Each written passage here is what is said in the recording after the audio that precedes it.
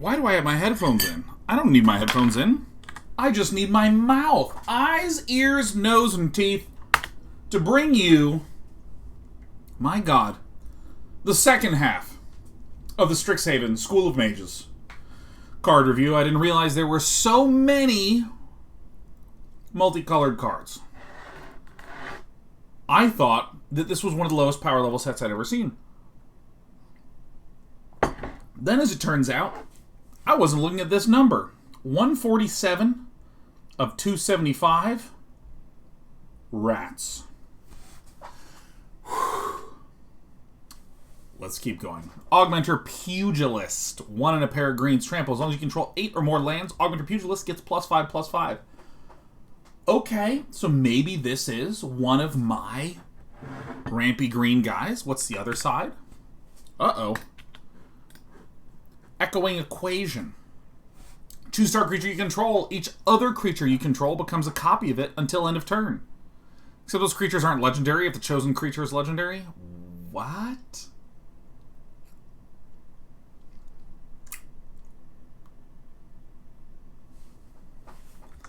This card is weird. This card is very, very weird because it wants you to ramp. And then we can copy a bunch of stuff if we have enough lands. Okay, I don't know how to evaluate this, so I'm going to give it a 0 out of 5.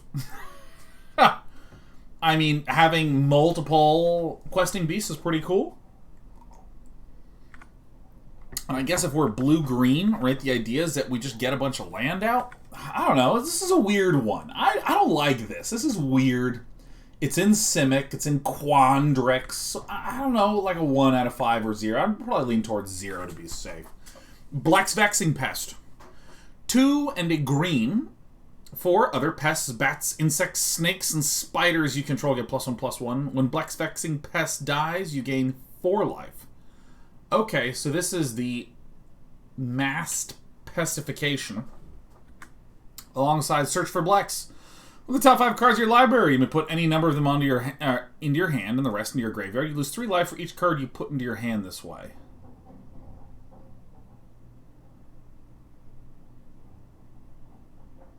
What? So, we can play blacks, or we can literally pay 4 to draw 5 and take 15 damage.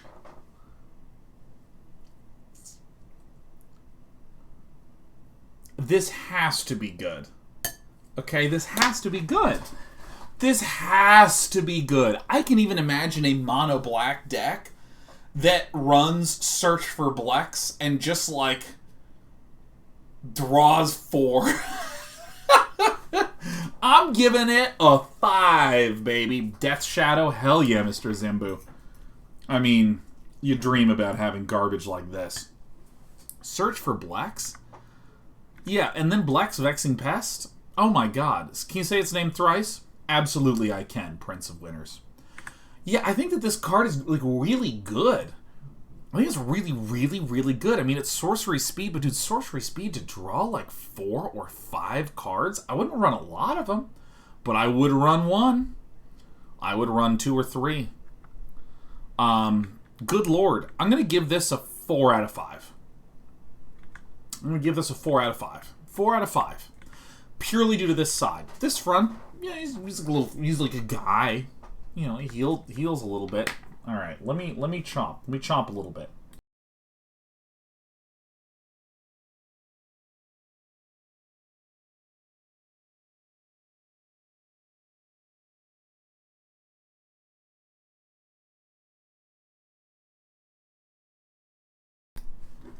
Extus, Auric Overlord.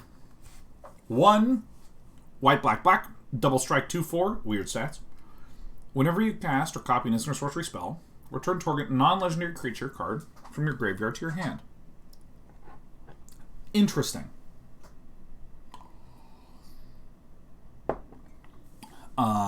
Very, very interesting. I feel like this is... I'm real interested in some sort of weird Orzhov graveyard ping you for 1 whole bunch stuff. And casting spells bring things back? Oh, cool. So far, it seems like hot garbage. Awaken the Blood Avatar. 6 black, red. Wow, that's pricey. As an additional cost to cast this spell, you may sacrifice any number of creatures. This spell costs 2 less to cast for each creature sacked this way. Interesting. Orzhov already is looking for sacrifice outlets. Each opponent sacks a creature. Create a 3/6 black and red avatar creature token with haste, and whenever this creature attacks, it deals 3 damage to each opponent.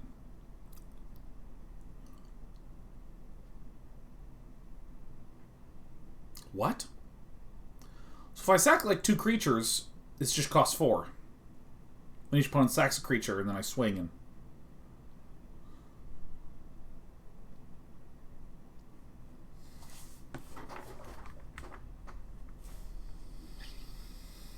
One. I don't like it. First of all, a 4-mana 2/4 double striker who gets value later. Right? Gets value later. So when would I want to cast Extus Auric Overlord? I'd want to cast it on turn 4, 5, 6 with protection or some shit. And if I'm casting it on one of the earlier turns, like turn 4, turn 5, why would I want to be, or why would I get value out of it? Because I'm mage crafting a bunch of creatures. When do these creatures die? Earlier on? I don't know. Did you put them in the bin? And then recast them? I don't fucking know. How am I supposed to think about this card? How am I supposed to think about this card? Good and limited. But how am I supposed to think about it in constructed? Why would I do this? Or I can blow up all my shit, and then for 2, just get a 3/6 that swings and deals 6. That's okay. Yeah, no, I'd give it a 1. This feels so weird. It's just weird. It's weird, man. It's really weird. It's really, really weird. Alright. Flame Scroll Celebrant. 1 and red. Whenever an opponent activates an ability that isn't a mana ability, Flame Scroll Celebrant deals 1 damage to that player. Planeswalkers. Very cool, very cool. Flame Scroll Celebrant gets +2/+0 till end of turn. Not bad. Not bad at all. Not bad at all. Jolock 314. Gifted 5 subs. Uh-oh. Is this a bribe coming in, Jolock? Are you bribing me? Oh, you better not be bribing me, because I do not want to have to re-review this garbage card. Just getting ready. Ah, Jolock, I see. You're priming the bribe. Love it. Flame Scroll Celebrant, this side's pretty cool. Revel in Silence, your opponent can't cast spells or activate Planeswalker's loyalty abilities this turn. What?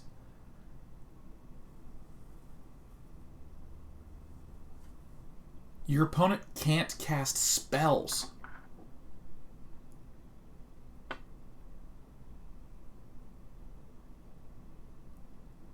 Holy shit. 5.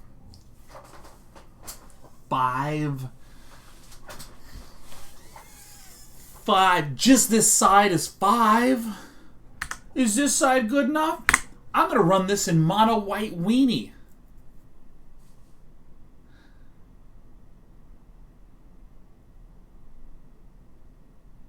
What?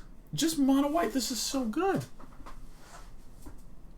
I mean, I have never seen a more delightful way to punch another human being in the face. This is great. I love this. That's really what games are at the end of the day, right? It's an excuse to hurt each other in an environment where we both opted into it, right? Like if you're just in a library and I walked by and flicked you in the forehead, thunk, made a real loud noise because this person has a really huge skull.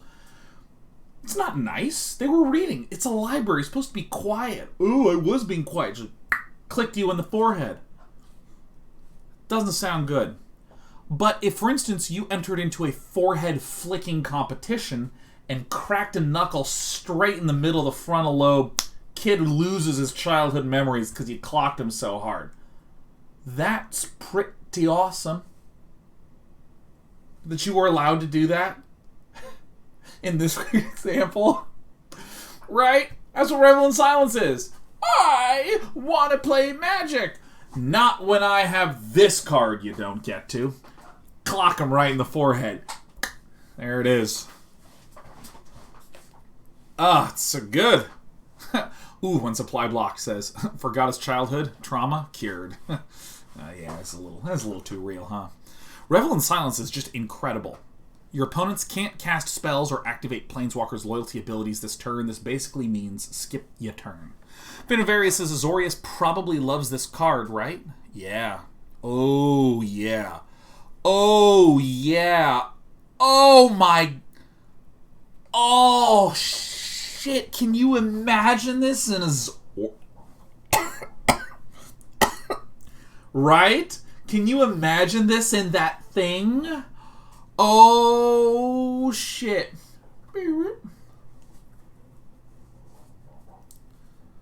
Phipps says this card has existed before and it wasn't played.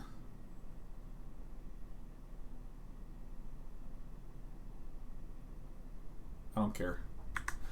Jadzi, Oracle of Arcadius. Oh my god. It's me, it's Jadzi. Welcome to my YouTube channel. Remember to smash that subscribe button. I'm an Oracle from Arcadius. 6 blue. Discard a card. Return Jadzi, Oracle of Arcadius, to its owner's hand. Magecraft. Whenever you cast or copy an instant or sorcery spell, reveal the top card of your library. If it's a non-land card, you may cast it by paying 1 rather than paying its mana cost. If it's a land card, put it onto the battlefield.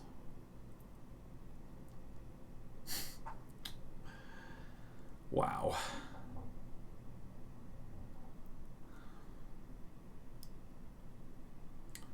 This creature is very expensive.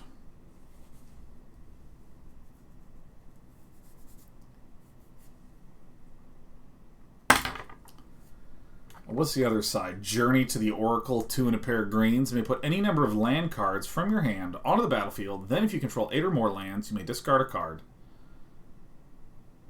If you do, return Journey to the Oracle to its owner's hand.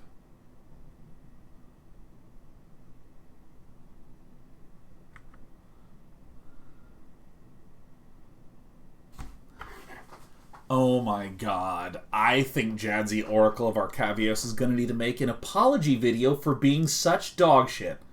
I can't even believe it. Oh my god. Jadzi, Oracle of Arcadius? Are you kidding me?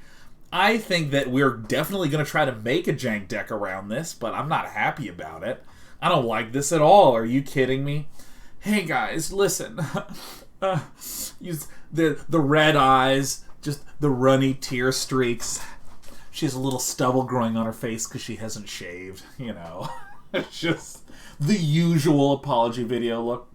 I don't know. That does not stand for my character. That's not who I am. I am not an overcosted 5/5. I never wanted to be that. I wanted to be an inexpensive, reasonable control card in a Jeskai deck. Ghost of Jeff Goldblum says this has gotten very specific. I don't know. I excuse me. I find apology videos kind of fascinating for the following reason, okay? I'm live. So, when I have apologized for stuff, which, if you've watched my videos, I apologize to people like Shadowcat, who's in chat. I was like, you know, I was poking some fun at Shadowcat. I just wanted to apologize in case there's anything bad or any harm was caused, you know. And because I'm live, I'm constantly like here, and so I'm not restricted by being a channel that uploads a video that needs to have time padded around it. Like, imagine, for instance, if I had a YouTube channel and that was it, and I posted an apology video for something, and then 3 minutes later posted a Raid Shadow Legends sponsored thing. You'd be like, oh, fucking, that's not... He's so insincere. I can't believe he didn't let his apology video breathe, you know. But because I'm live, I've done apologies for just being crass or whatever. Like, it doesn't matter. The important thing, for the point I'm trying to make, is that then I stream for another 6 hours. And that's normal. I actually get to communicate like a normal person, right? And there's just such an abnormality of having a YouTube channel where you have to, like, post a video that feels really sincere and really just like, oh my gosh, and then you need to, like, not post for a while. You know what? Haskia says this apology is sponsored by... Oh, that's brilliant. Let me tell you something. If I ever really, really put my foot in my mouth, I just say or do something appalling, I am immediately going to go to my agent. I'm going to be like, Peter, get Chipotle to sponsor this video. Like, really. Like, I want... Actually, let's get multiple sponsorships. I want Chipotle. I want to be in, like, a new Honda. Okay? I want to have, like, State Farm insurance right there. No, screw State Farm. Geico. Right? Geico. Let's get some Geico insurance. I'm going to be consuming some G Fuel. And then I what else is there? Oh, yeah, Applebee's? Yeah, no. Oh, that's so good. Right? It's like, hey, guys, I'm really sorry for what I did. I was so fucked up over it. I would have been unable to sleep, but I've been consuming G Fuel, so I haven't done that in 3 days anyways. Big shout out to G Fuel. Use the creator code Day9TV to get a bucket of powder. So, because I hadn't eaten since I did the horrible act, I got myself a double wrapped chicken burrito with black beans, sour cream, cheese, guacamole, little spinach, and of course, smoked chipotle Tabasco sauce. And as I was eating it, I was on the drive home in my new Honda Accord, and that gets 22 miles per the... I don't know anything about cars, so this part of the joke is going to be the weakest.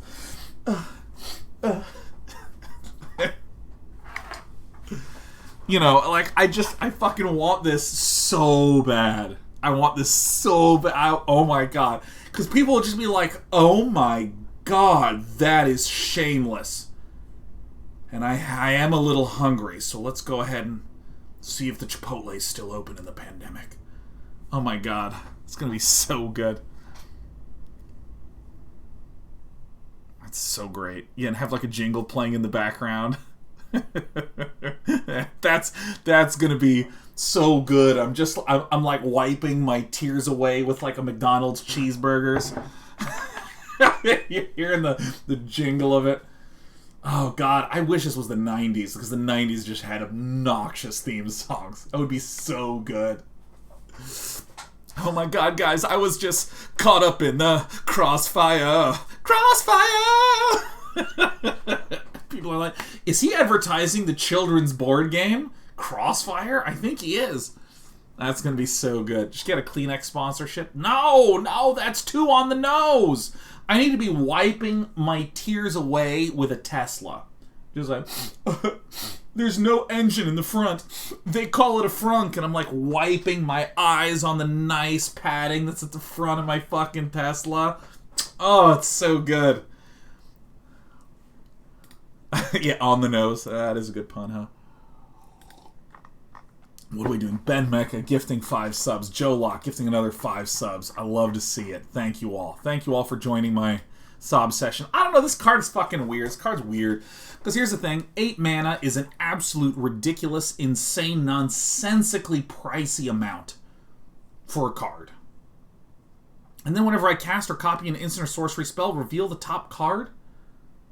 I kind of feel like this is saying Jadzi Oracle of Arcadius needs to live. Needs to live. Vwam gifting 5. Mwah, Vwam, good to see you. This needs to live. How is it possibly going to live long enough for me to cast one of my pricey things? What? And then this is just like gack all your lands down? I don't know.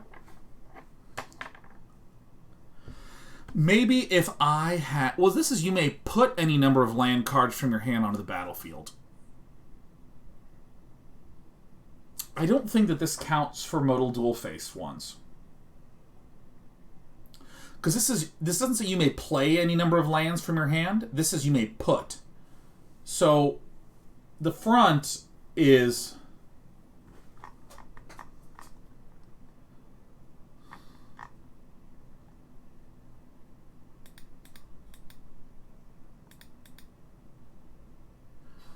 I don't know. I don't get it. I don't get it. This is... So this front one's weird, and it looks like Joe Locke and Shadowcat have conspired to make me re-roll my rating of Jadzi as a 10 out of 5. Ah, I took one look at Jadzi Oracle of Arcadius, and the instant I hit that subscribe button, I buy everything that she buys from Kohl's, and I wear it. She has great fashion sense. She has a good sense of humor.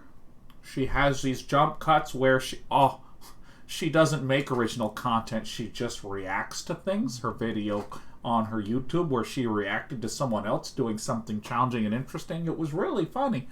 And also, she's very powerful for her cost. She is 8 mana. And then she makes things 1 mana. Oh. May King says, what is this accent? That's you. This is me being you, May King, specifically. I heard you talk, and I just figured I'd, take that and become that for the sake of this rating. And by you mean like me specifically? I mean each and every one of you sound like this. Oh my God. And then, this is a great way to get rid of value in the hands, to keep trying to center my whole strategy around this.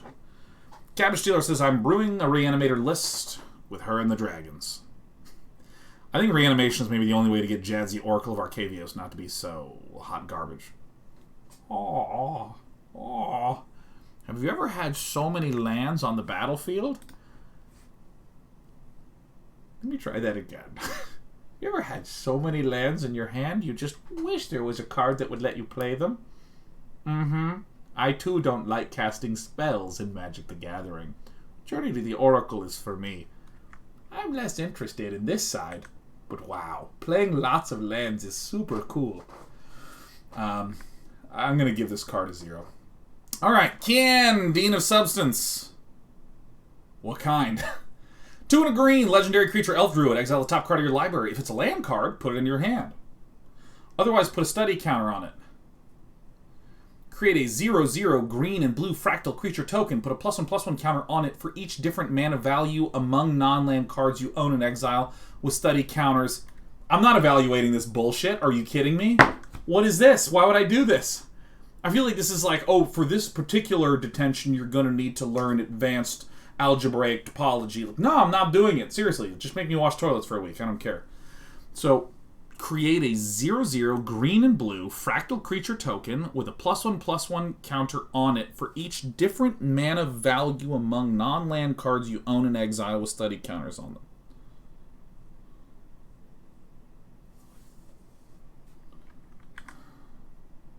Ibrahim, Dean of Theory. Hoot hoot, Executor.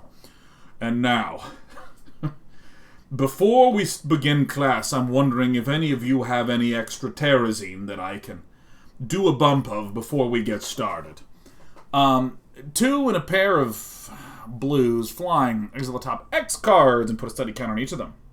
Then you may put a card you own in exile with a study counter on it into your hand. Alright, let's do a card that's in English. Mila, Crafty Companion, 1 and a pair of whites for a legendary fox creature. 2/3. Whenever an opponent attacks 1 or more planeswalkers you control, put a loyalty counter on each planeswalker you control. Whenever a permanent you control becomes a target of a spell or ability an opponent controls, you may draw a card. What the fuck? What? Whenever a permanent you control becomes a target or a spell, like whenever your opponent casts shit on your shit, you draw cards. Whenever an opponent attacks 1 or more planeswalkers you control, put a loyalty counter on each planeswalker you control. Okay, so whenever your planeswalkers are under threat, they get huge. Whenever any of your creatures are getting attacked, you draw stuff. Seems very mediocre. Except against, like, I don't know, a base black deck, maybe? Luca, Wayward Bonder. Oh my god, what actor is that? Oh my god, it's on the tip of my tongue. Oh my god, it looks like the actor that plays Rick Grimes. You know what I'm saying? Oh my god, is that am I is that it? Did I do it? Oh my god. No, Rick Grimes is a different card? Carl! Carl! I don't know, that's what I see, man. Glenn Howerton. Here's the thing. This looks too much like an actor for me to believe that this is Luca Wayward Bonder. I'm just saying.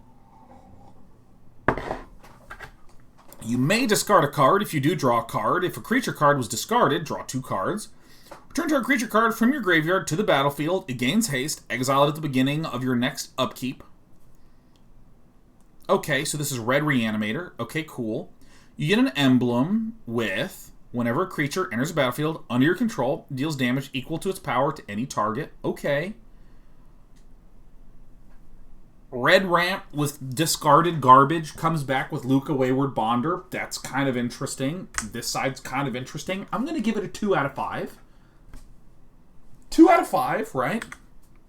Seems a little bit like you can reanimate some stuff sometimes, or maybe it's a fox. Like, here's what's so weird. These, like, don't go in the same deck together.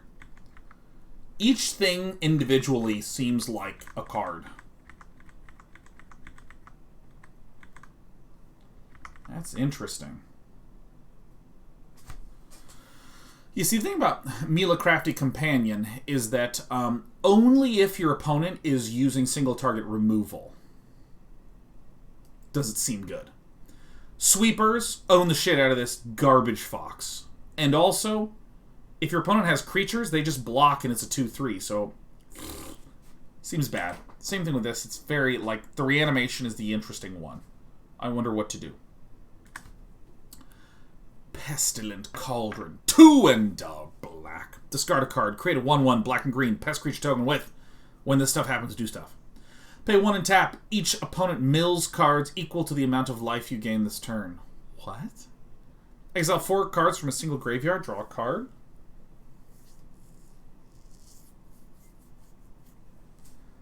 Uh-oh. Here's the thing. Okay? Let me tell you the thing.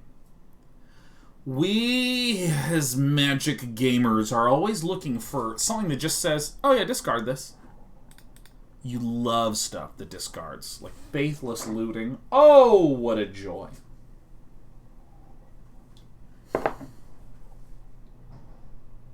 So this could be a thing. But this does seem weird. I don't know. It seems very situational. Restorative Burst. Ah. 3 and 2 green. Return up to 2 target creature, land, planeswalker cards from your graveyard to your hand. Each player gains 4 life. Exile Restorative Burst. So I guess we fill up the bin. We can get healthy.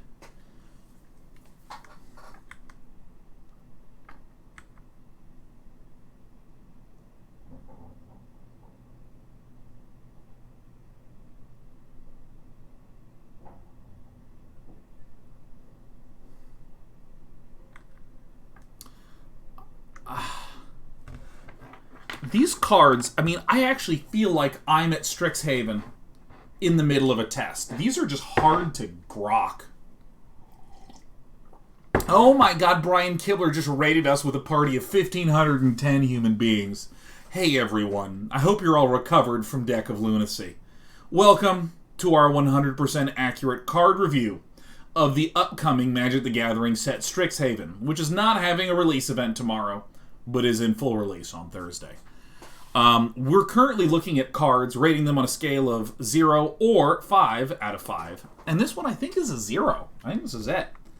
Either way, Brian, good to see you. I saw you on that G4 thing. My god, your hair is just incredible. Everywhere you go, you look windswept. Oh! Yeah, this card is so weird. It's the weirdest card ever. You discard stuff to make creatures, then you can mill based upon life gain. Then you can exile stuff to draw. I don't know. I don't like it. I'm not going to do it. Plarg, Dean of Chaos. Plarg. 1 and a red for a 2/2. Discard a card to draw a card. Great. Pay 5 and tap, reveal cards from the top of your library until you reveal a non-legendary, non-land card with mana value 3 or less. You may cast that card without paying its mana cost. But all revealed cards not cast at the bottom randomly. Yeah, I mean, this seems sensational. This side seems sensational. On in limited. Constructed, like, I don't know. Seems bad. A 2-mana 2/2 that I have to wait till turn 5 to do stuff with? Augusta, Dean of Order. 2 and a white. Other tapped creatures you control get +1/+0. Other untapped creatures you control get +0/+1. Whenever you attack, untap each creature you control, then tap any number of creatures you control.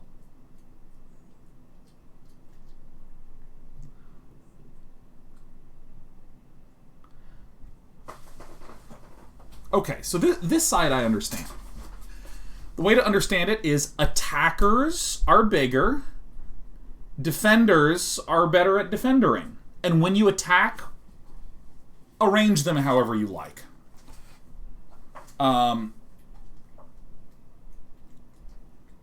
However, again, this is stressing, like, there's a bizarro quality to all of these.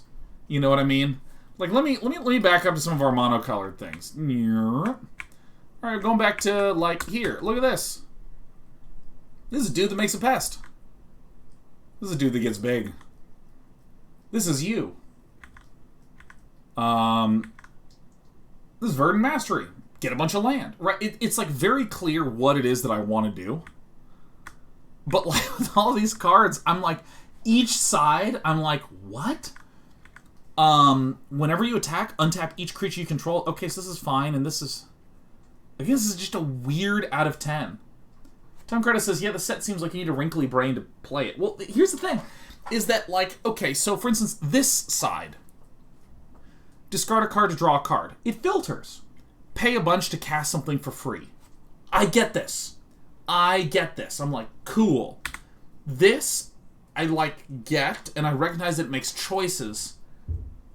But there's part of it that I'm just like, okay, this is clearly good and limited because you can get things to be arranged the way that you want. But I mean, like, this card, I don't even understand what I'm supposed to want. I don't know what it is that I want. So I'm going to give this a 1 out of 5. It seems totally mediocre. It's fine. 1 out of 5. It's like, whatever. Rowan, Scholar of Sparks. 2 and a red. Instant sorcery spells you cast cost 1 less to cast. This is really good. This is a 5. Rowan, Scholar of Sparks deals 1 damage to each opponent. If you've drawn 3 or more cards this turn, she deals 3 damage to each opponent instead. Ooh. Is it, though? You get an emblem with, whenever you cast an instant or sorcery spell, you may pay 2. If you do copy that spell, you may choose new targets for that copy.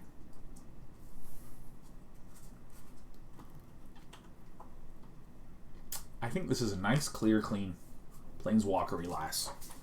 This makes a ton of sense. Would I run this in a Jeskai control deck? Maybe, yeah.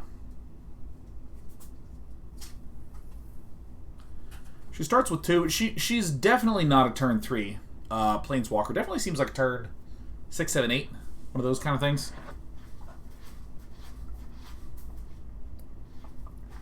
Is it burn type things seem great in this, you know, where you play Rowan, Scholar Sparks. I mean, hell, you might even run this in mono red and just blast things in the face.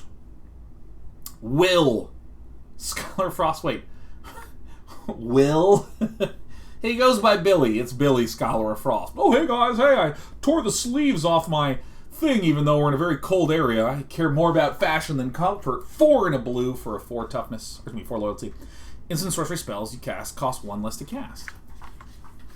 Wait, no. Get me out of this menu. Okay, so wait.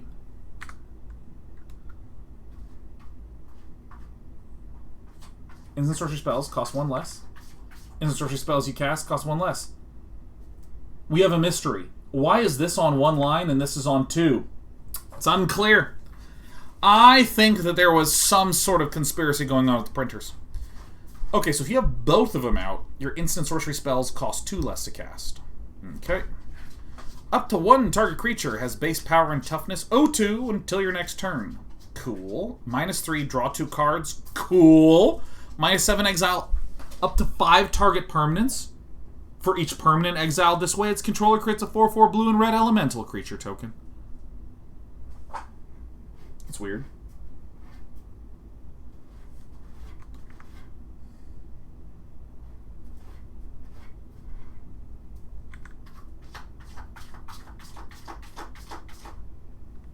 What are we pawing at?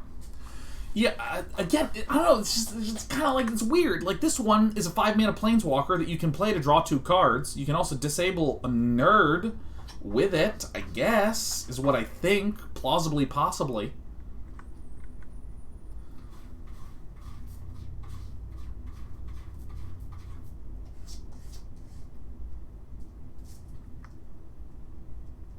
Zero out of 5, both sides are terrible. I mean, Rowan Scholar of Sparks gets a 1 out of 5. Will can go take his Billy attitude all the way to the collection and never to the match.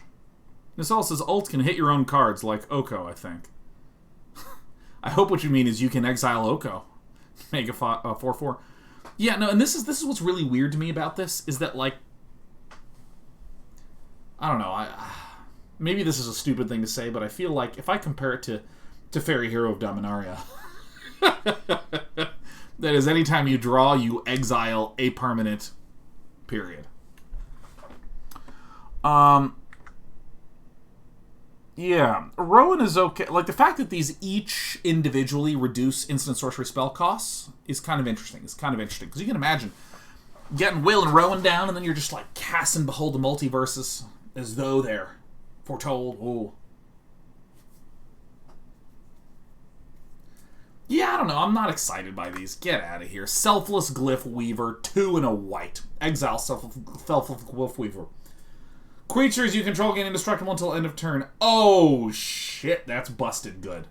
Oh my god. Mono White Weenie is going to be out of control. What the hell? Dude, the Selfless Glyph Weaver. Creatures you control gain indestructible until end of turn? Wow. That's really good. Yeah, I mean, a 2/3 for 3 is very mediocre. A 2/3 for 3 that protects your giant, thick, swollen, and tight board. And then you have the other white save spell as well. Gross. Deadly Vanity. 5, black, black, black. Choose a creature or planeswalker. Then destroy all other creatures and planeswalkers. Interesting.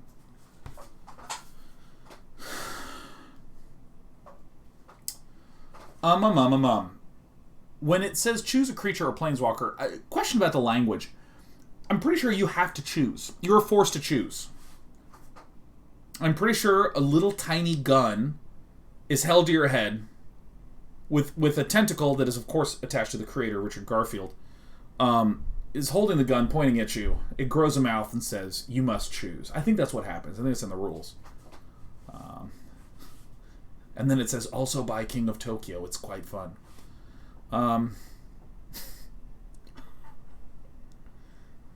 Man. In all other social contexts, laughing at your own joke is considered embarrassing. When you're a content creator, it's all you have. This side is so good that I don't even care about Deadly Vanity. I mean, this side is it. I'd give this side a 5. I would give this side a -3, so the expected value of the card settles neatly at 2. Settles neatly at... Uh-oh. Alright, let's go on to Shiloh, Dean of Radiance. Never do small number math on air. Shale. It has to be Shale. Because of the song. Shale, Dean of Radiance, 1 and a white. It's a legendary bird cleric. Hoot hoot. Oh, look at this majestic ass bird. Hell yeah. Shale, a flying vigilant 1/1 tap. Put a +1/+1 counter on each creature that entered the battlefield under your control this turn.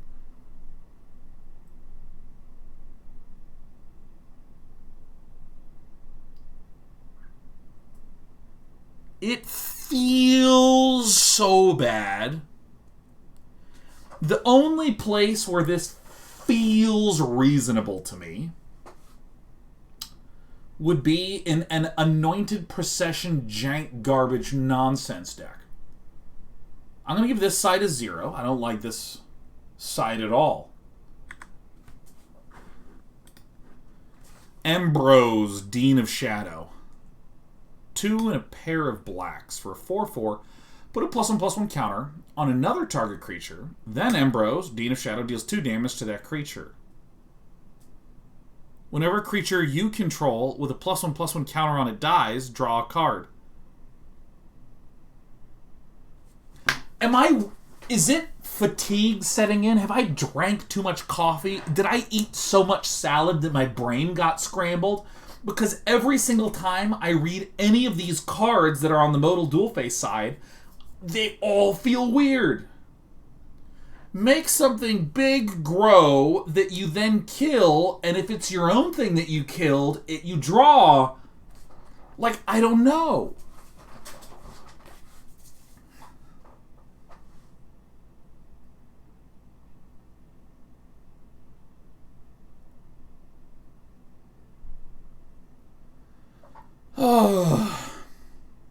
It's so bizarre. It's the most bizarre thing ever.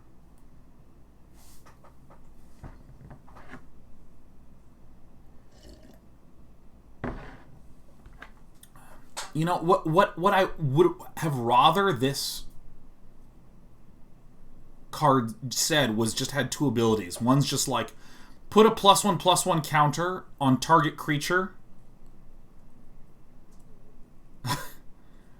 that has 2 or more toughness, and another one that just said, deal 2 damage to a creature. Or, excuse me, deal 1 damage to a creature. What is it? What do you want?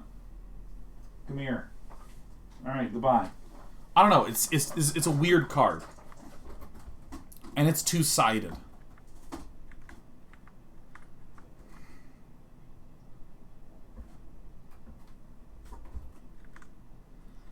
Is this side even good? It's a 4 mana, 4/4 with counters.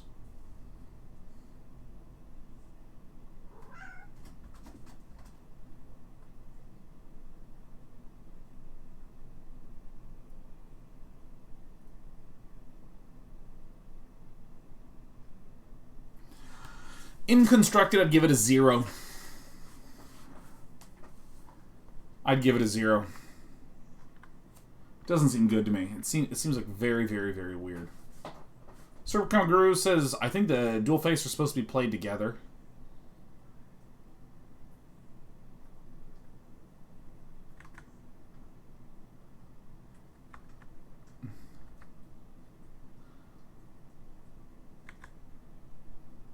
Really? Like, this card, as far as I can tell, has nothing to do with this card.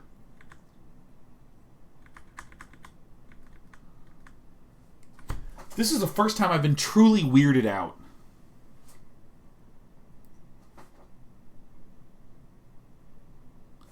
Torrent Sculptor. 2 and double. I'm not even rating this one. It's just so weird.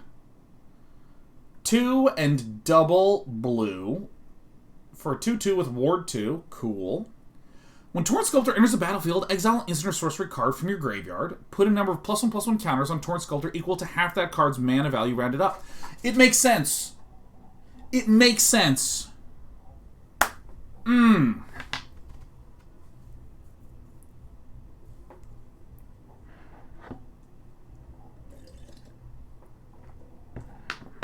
Yeah. Okay, so that's just fine.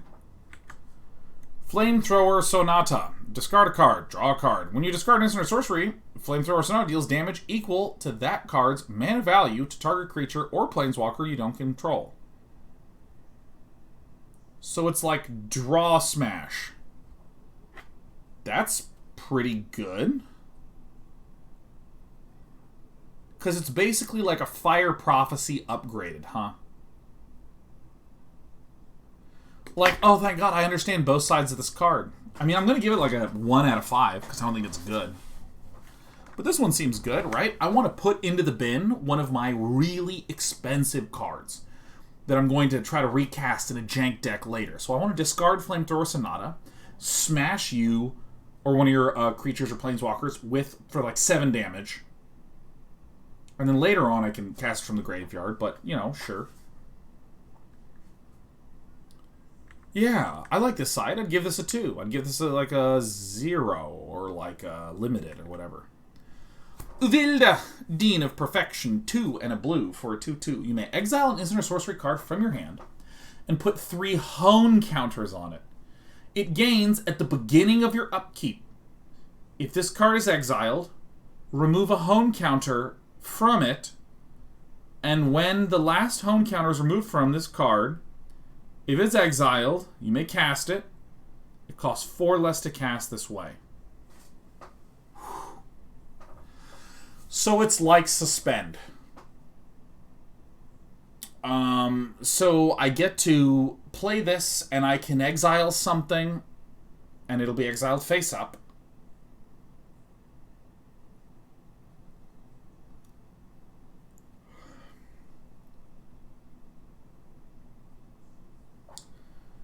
I think that this is terrible. But I can see someone casting it in limited and maybe doing 2 spells on 1 turn later on.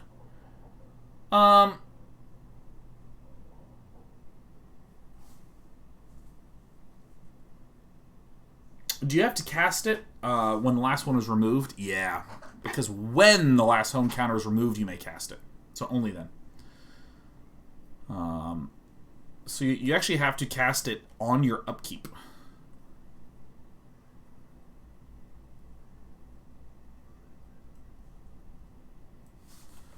Okay. Nasari, Dean of Expression. 3 and 2 reds for an E-Free Shaman. At the beginning of your upkeep, exile the top card of each opponent's library. Until end of turn, you may cast spells from among those exiled cards. You may spend mana as though it were mana of any color to cast it. Whenever you cast a spell from exile, put a +1/+1 counter on Nasari, Dean of Expression.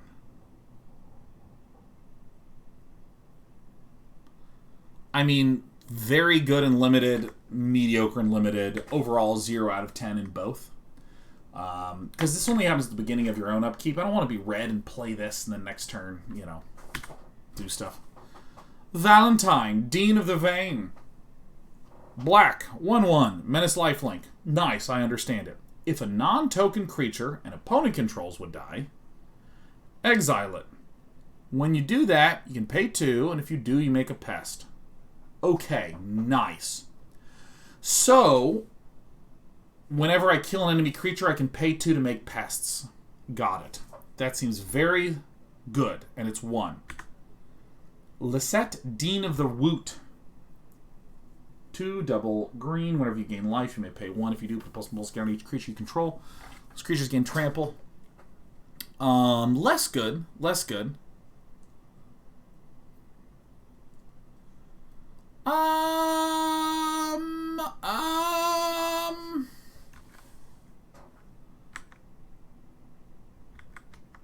This side seems okay. This side seems okay.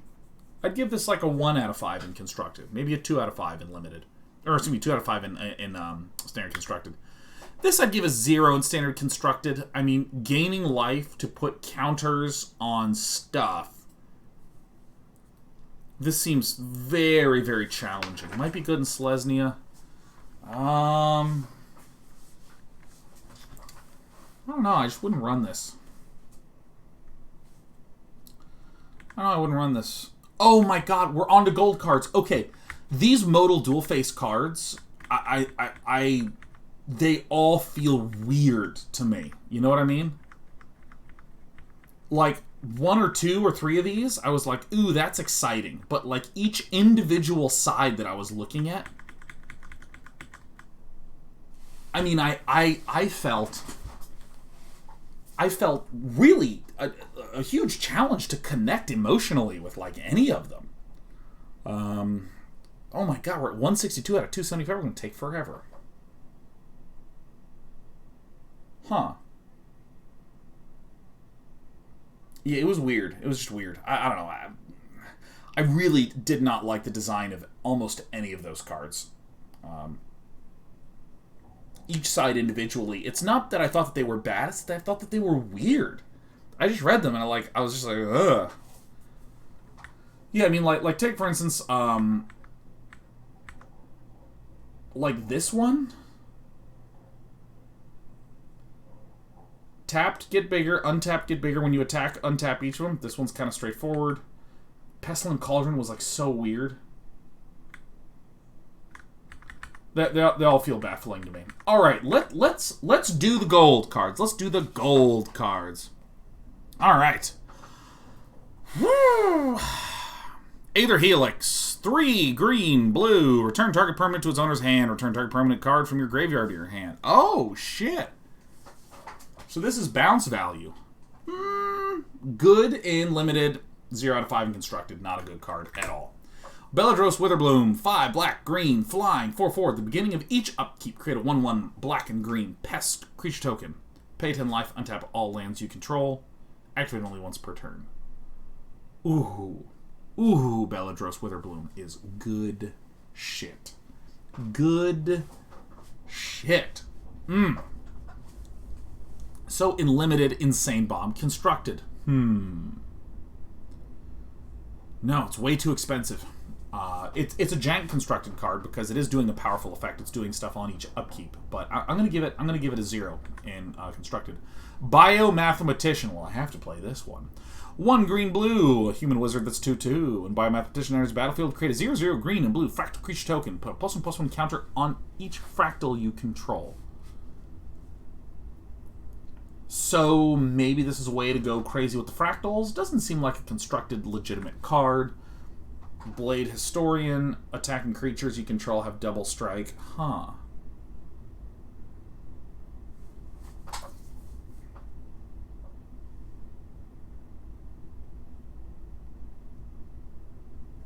A 4 mana attacking creatures you control have double strike.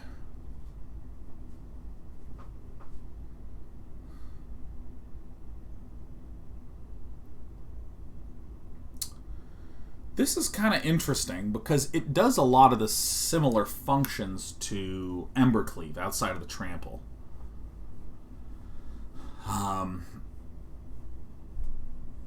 Because I can imagine if you have some creatures that you've kept alive, you just smash a Blade Historian, swing in. But then if you're doing that, why are you not just running the Embercleave, right? Well, the reason might be is because you're running literally mono white. This really feels to me like a white double strike card, not a red double strike card, because you just run Embercleave.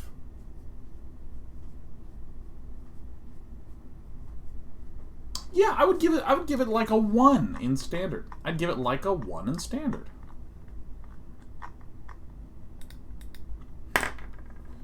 Boop. Blood Researcher. 1 black green menace for a 2/2 vampire druid. Whenever you gain life, put a +1/+1 counter on Blood Researcher. Dude. This is so good in limited, dude. It's a pest card. Oh my god. That is really, really good. It's in black green, which has a lot of weird life gain. It's a menace Pridemate, but I think that black green is way too slow for this to be particularly good. Pridemates feel especially good because they're out on turn 2. Turn 3 feels like a lot to wait in standard, so I'd give it a 0. Blot Out the Sky. Oh. Create X tapped 2/1 white and black Inkling creature tokens with flying.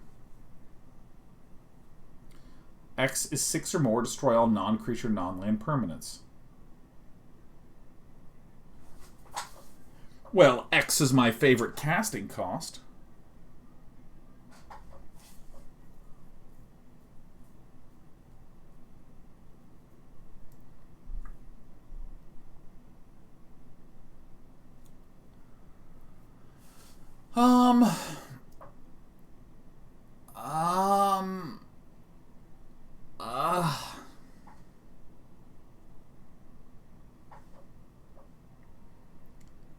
I don't know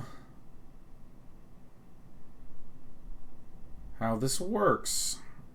Are the Inklings destroyed? No, they're creatures. If X is 6 or more, destroy all non-creature, non-land permanents. So it hits artifacts, enchantments, planeswalkers.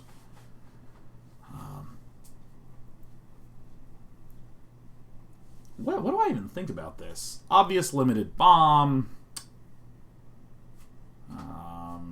Would we ever want to use this as a finisher? The problem is that there's Starnheim Unleashed, which seems like a better version of this. I guess a 0. A 0. If I'm Esper Control, I think I still would want Starnheim Unleashed over this, and I don't even know if I would want Starnheim Unleashed anyways.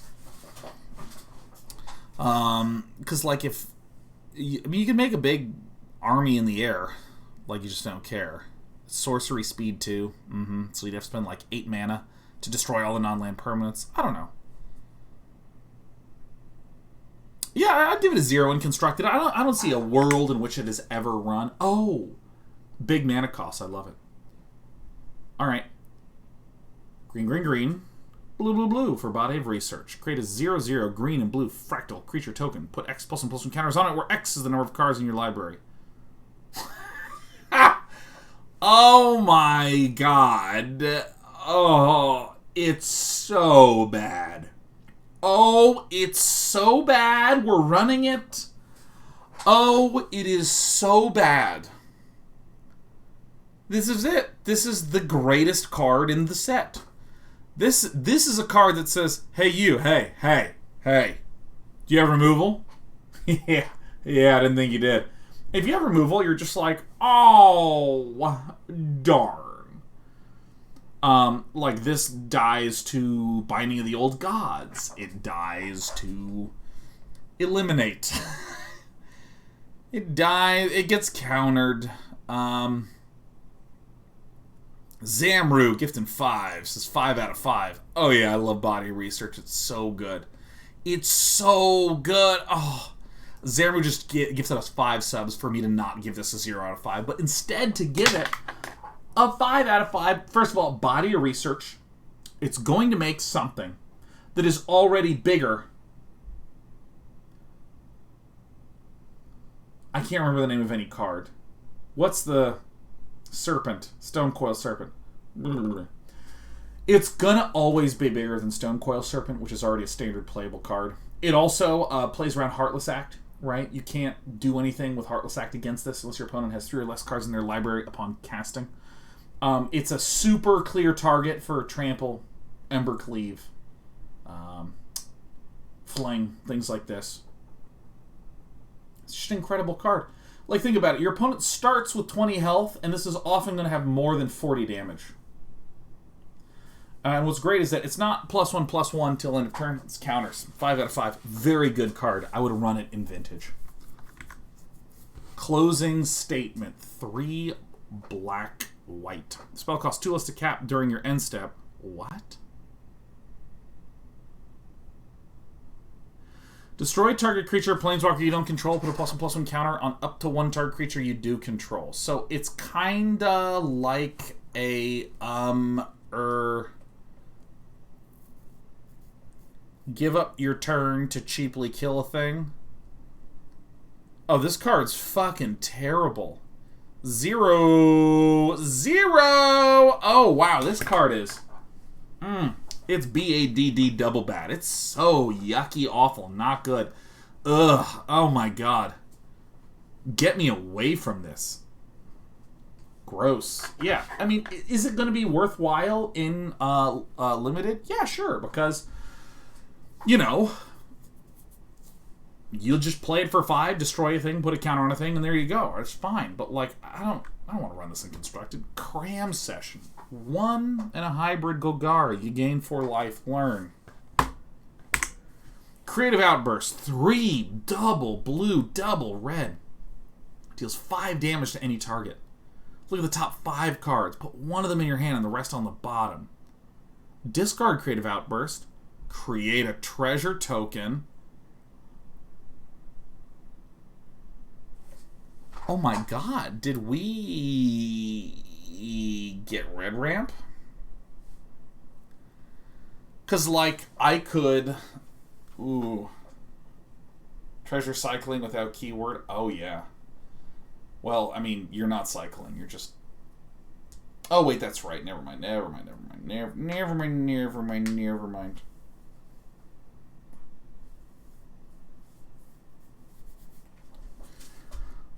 Discard is just put into the discard pile.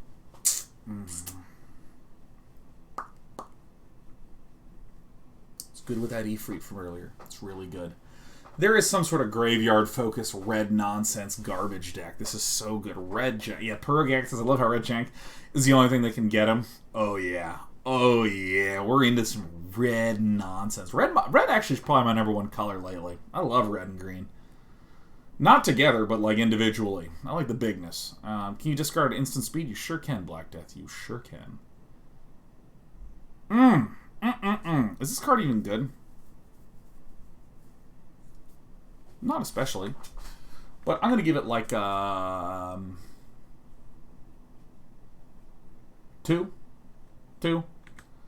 Culling Ritual. 2 black, green. Destroy each non-land permanent with mana value 2 or less. Add a bunch for each permanent destroyed this way.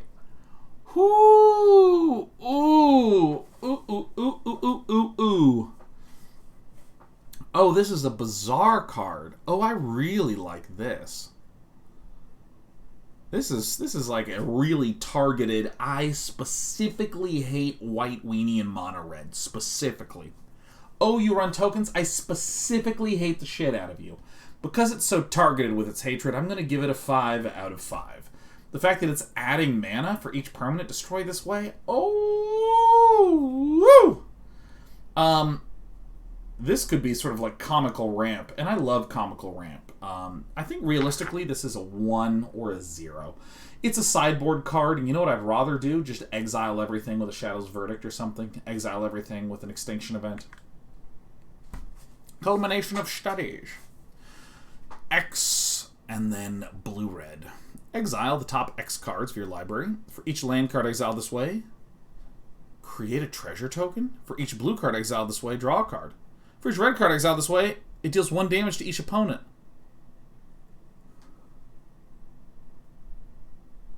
What? What are these cards? These are weird cards.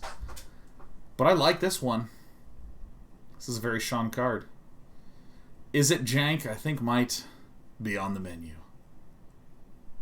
Wow.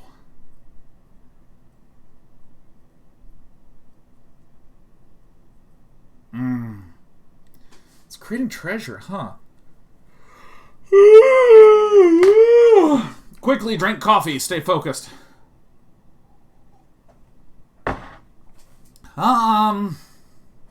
It has to be terrible. Has to be terrible.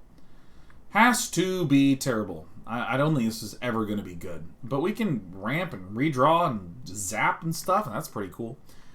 Damogoth Titan. The spelling. Oh my god! It's a 4-mana 11/10. Whenever Damogoth Titan attacks or blocks, sack a creature. Oh shit! Damogoth. I mean, you run this and you fling, man. You don't attack with this idiot, man. You fling this bad boy. Look out! It's me, Damogoth. This is terrible in constructed. I mean, this is horrible. Absolutely horrible. It uses pests, which seems very restrictive. In limited, sure, you're going to generate pests, but like in constructed, they're not going to live for long at all. The way that you're going to get self-owned, let me just explain to you the sliding glass door you're going to walk headfirst into, because it was so clean you didn't see it. This card, you're going to lose with this card when you try to swing, you sack a pest, and then your opponent just kills the Damogoth.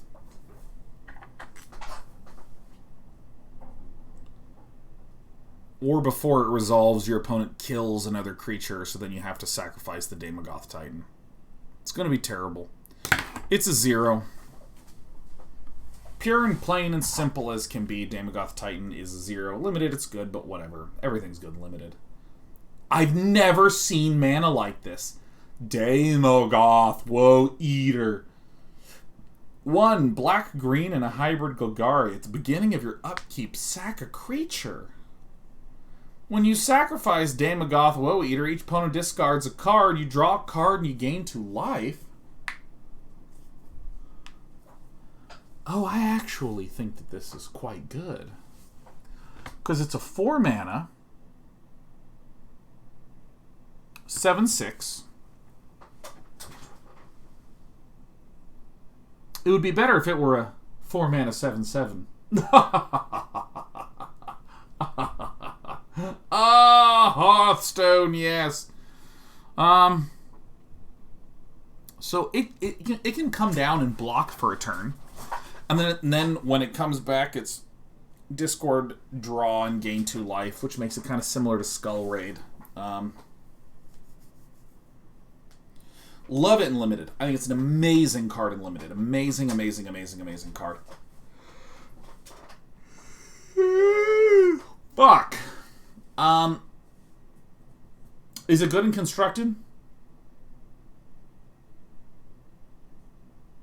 Doesn't look like it. Deadly Brew. Ooh, black-green. Love to see this. Each player sacrifices a creature or planeswalker. If you sacrifice permanent this way, you return another permanent card from your graveyard to your hand.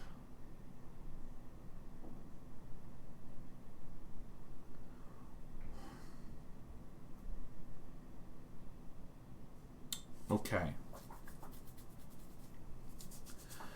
If it were instant, it would be ridiculous. The fact that it's not instant is actually it's pretty good value. It's obviously very good in Limited, like gross in Limited, because you're killing a thing, you're sacking one of your useless pests to recur. Gross.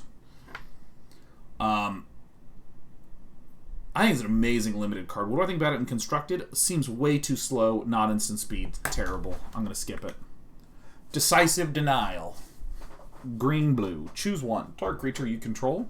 Fights target creature you don't control. Counter target non-creature spell unless its controller pays 3.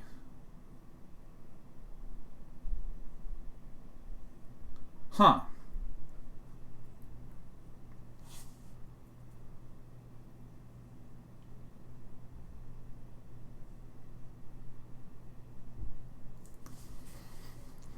I'm going to give it a 3 out of 5 in 2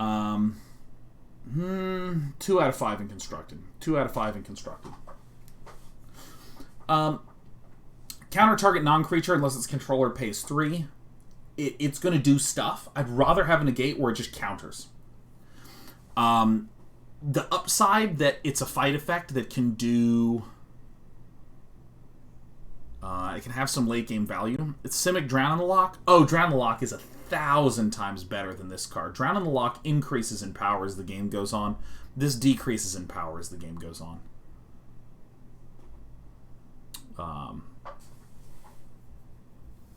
Yes, the more I talk about it, the more I want to give it a 0. Counter target non-creature spell unless its controller pays 3. I'd rather have a negate. It's easier to cast. Target creature you control fights target creature you don't control. It's okay. It is instant speed, which is nice. Yep. I'm going to give it a 1. I would be surprised if this was in Constructed, but I would be surprised if this were in Constructed, but it wouldn't surprise me. Dina, Soul Steeper. Oh, I just have a little bag of souls. I'm going to let it steep, and then I'm going to write in my blog. Black, green for 1/3. Whenever you gain life, each opponent loses 1 life. Very nice. Sack another creature. Dina gets +X/+0 until end of turn, where X is the sacrificed creature's power. 0 out of 5. Garbage. Terrible. No good. Very bad. Who runs this? What is this? I wish to peck you to death in Golgari. No, no, no, no, no, no. Dina Soul Steeper is not a keeper. Pests, Sean. Oh, Dan the Guy 1. Do we think that the limited mechanic of Pests is going to empower Dina Soul Steeper to be the winner that we need in Constructed that includes such things as emergent ultimatums, getting infinite turns, and like exiling everything on the battlefield? Oh yeah, it's great. Maybe we'll be able to gain life one at a time and ping someone to death and Dimir. Oh, you're just so optimistic. You people are so optimistic, it makes me sick. Disgusting. I'm going to sack Damogoth, and then Dina is going to get plus 11 plus 0. Swing in is a 12-3, at which point your opponent will kill it anyways. Woo! Double Major, green, blue. Copy target creature spell you control, except it isn't legendary if the spell is legendary.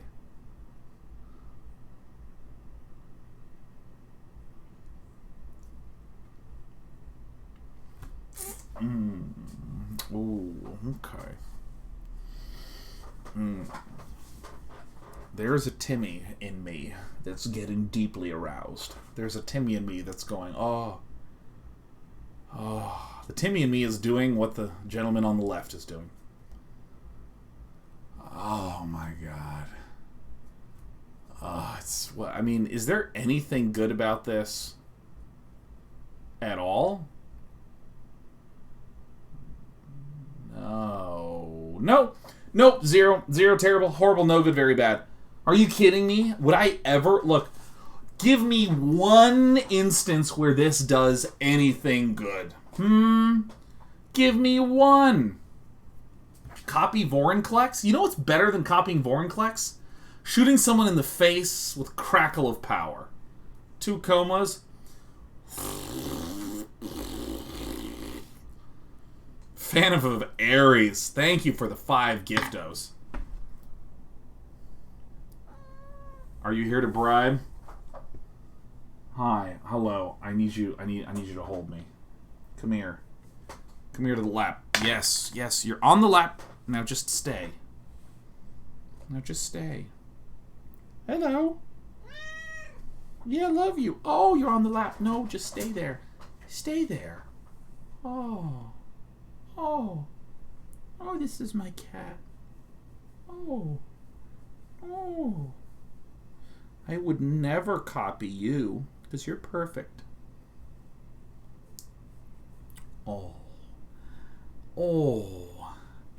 Phantom of Ares wants me to readjust my prediction. Well, this card reminds me of Despy. Because when we were looking at getting kitties, we knew that we wanted to get 2 at the same time so that way they could spend time together. And that's kind of like casting Double Major on Sheriff to get this little one. Isn't that right? Hi, Des. Oh, we're happy. We're purring. I'm holding her little butt so she doesn't fall off. Uh-oh. Whoa, little one. Whoa, easy. But this card is a little bit worse than Despy. Despy is a 10 out of 5. She's a perfect being.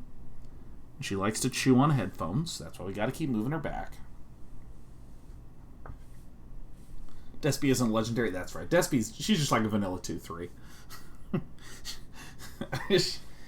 even her flavor text is pretty bland. Double Major, you want me to say that this is good, Phantom Ares? You want me to really evaluate Double Major as being like a good card?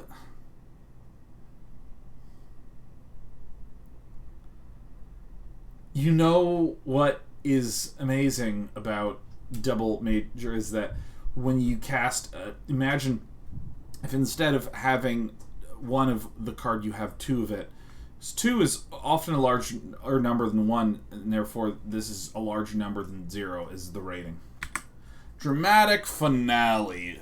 Creature tokens you control get +1/+1. Oh!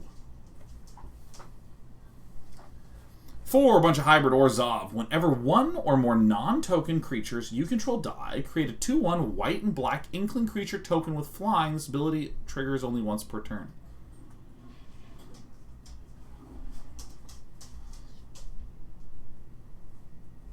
There is 1,000,001 different cards in this set that make sure that if you're mono white and your stuff dies, it's coming back.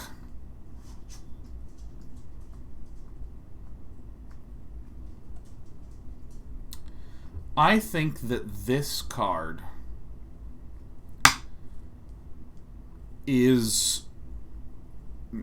It's actually okay. I'll give it a 1. Just to know that dramatic finale was seen. Still don't like it as much as I like Revenge of the Ravens. Elemental Expressionist. Man, we're only in the E's. This is incredible. Bunch of hybrid is it? Magecraft for a 4/4. Whenever you cast or copy an instant or sorcery spell, choose target creature you control until end of turn it gains. If this creature would leave the battlefield, exile it instead of putting it anywhere else. And when you exile this creature, create a 4/4 blue and red elemental creature token. Okay. So this is like an Is It guy. That whenever you cast stuff, you get to recast the thing. Original Admiral Skippy says Sean sure hates this set. What? I just don't think the cards are constructed playable. That's how I'm rating them. Oh my god, how dare you, Original Admiral Skippy. This set contains a Palaka worm. I don't believe it. I give your reaction a 0 out of 5. I don't like that, and I don't appreciate that. You take that back right now. Then I'll give you a 2 out of 5. It's a commander set for sure. This is every set review. You're exactly right, Samasalot. You're exactly right. This is going to be unbelievable and limited. This is not a constructed card. Elemental Masterpiece. Oh, it's very expensive. Create 2 4/4 blue and red elemental creature tokens. Discard Elemental Masterpiece. Create a treasure token.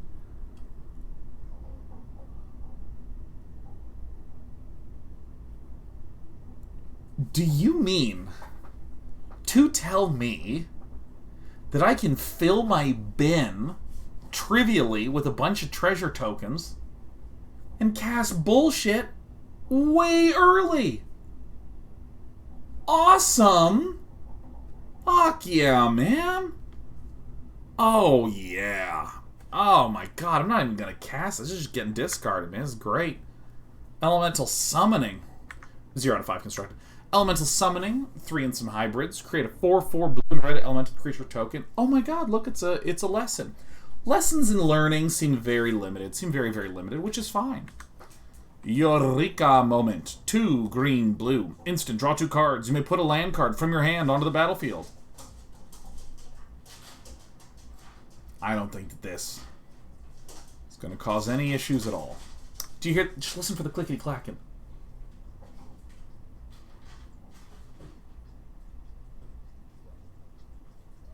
You hear the little clickety-clacking of a happy dog. She's either going outside or having a bone.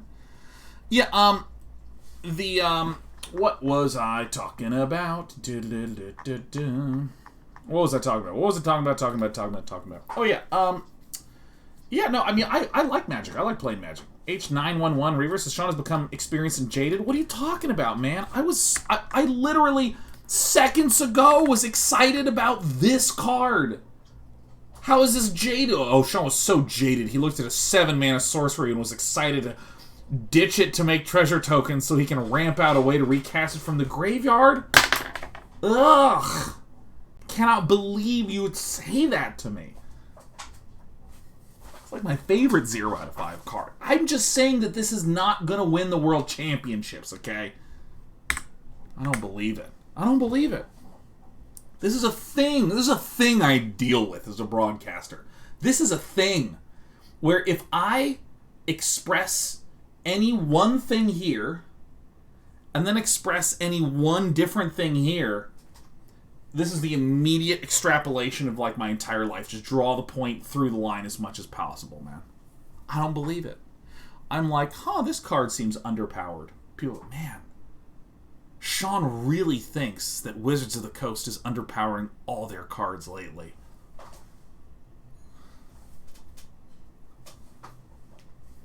You know what? Every card in this set is 0 out of 5 constructed. Eureka Moment I actually think is going to be quite good. Quite good. I think that there's some sort of, like, Simic ramp kind of stuff. The ability to draw and play extra land seems really nice. Really nice. Exhilarating Elocution. Ah, that's me. Your Exhilarating Elocutor. 2 white, black. Put 2 +1/+1 counters on target creature you control. Other creatures you control get +1/+1 until end of turn. A nice little limited finisher. 0 out of 5 constructed. Expressive Iteration. Ooh, it's a blue-red. Look at the top 3 cards of your library. Put one of them into your hand, put one of them on the bottom of your library, and exile one of them. You may play the exiled card this turn. Interesting. Dude, I'm loving these Izzet cards, because this is nice. Because this is like, draw a card and play a card, right? It's like a 2-mana draw 2. Socrates is suddenly cat. Indeed. In fact, we can suddenly get meow. This bee. Fuck off! Alright, this one's actually just a nice card. Look at the top 3, put one in the hand, one on the bottom, and exile one of them and play it. I'm still interested in making a little Jeskai action work, and this seems like maybe a thing. Kitty. I don't know what happened here. Fractal Summoning. Create a 0/0. Oh yeah, I should say, I think this is like... Despy, come here. The things I have to deal with. My children.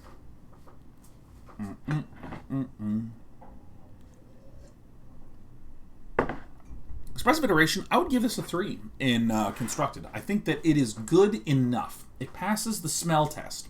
And the smell test is what we like to call something where I could think about it and analyze it, but fuck you, I've done this for a while, it smells good. That's what it means to pass the smell test in any context.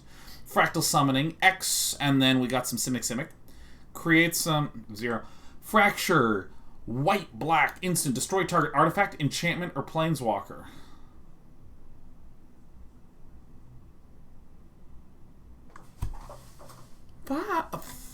Four? It's a sideboard all-star. This card depicts the art of each of you hearing my card reviews.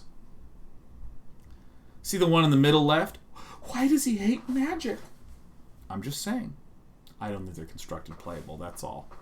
Person in the top right is like, ha ha, Day 9 hates magic. I don't hate magic. Why? This is an incredible card.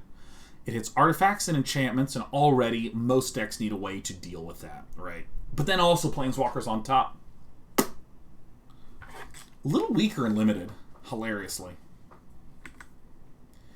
Galaheth Prismari. You know, I brought this up a couple of times, but when I was a kiddo, I had a severe lisp. I had a speech impediment where I just lisped everything. I didn't even hear it. I did not even hear it. I had to go to a speech therapist as a kiddo. And they would speak gravely about me as though I had some sort of, like, he's terminally ill with a parasite infestation that will kill him painfully from the inside out. That's how it was spoken about, like, in front of me. Well, we're very concerned with Sean. He'll have that lisp his whole life unless he goes and sees a speech therapist. And I was just like, I don't know, something's wrong with me. And every time I see, like, words that have a lot of Z's and TH's and S's, man, it just brings me right back to, like, you know, sitting in one of those, like, really tiny chairs for like, children in school, you know, where it has, like, the chair and it has the desk, but it's, like, small because we're all small of stature, and a speech therapist, like, hunching over one of those things like an ogre. Galaheth Prismari. 2 blue, red, flying. When Galaheth Prismari enters the battlefield, create a treasure token. Oh my god, you have no idea how much treasure is it bullshit, jank, garbage nonsense I'm going to be making. Artifacts you control have, add 1 mana of any color. Spend this mana only to cast an instant or sorcery spell. Galaheth Prismari is so good. is so good. Fuck yeah. Oh, yes. For anyone who's ever had a lisp, hell yes. This is it. This is amazing. Galazeth Prismari comes to the battlefield. Lets me tap my shit. Joe Locke 314 says, could I call in a reroll for 0 out of 5? Oh yeah, sure, you got it, Joe Locke. Let's reroll this. Okay, so first of all, it's a 3/4 flyer for 4, which is horribly statted. Okay? Like, I mean, people take infinite turns in this game. Do you think a single flyer is going to do anything? So it makes a treasure token. Once you're at turn 4, you don't need any more mana than 4 anyways. Like, I certainly have never cast anything that costs more than 4, so it's kind of like a vestigial token. It kind of just reminds you that you're playing a bad card when it comes out. And so the fact that you can add 1 mana of any color, like, you can sack it to add mana, you can tap it to add mana. I feel like this treasure token can't decide what it wants to be. It reminds me of, like, I don't know, a potato? Am I supposed to eat this thing? Am I supposed to plant this thing? If I leave it alone, it just grows? Like, what the fuck is a potato anyways? There's a reason people don't eat potatoes, and there's a reason people don't play this card. And it's because it's confusing. Going on to the next one. Golden Ratio. 1.618. Fee. 1 green, blue. Draw a card for each different power among creatures you control. What?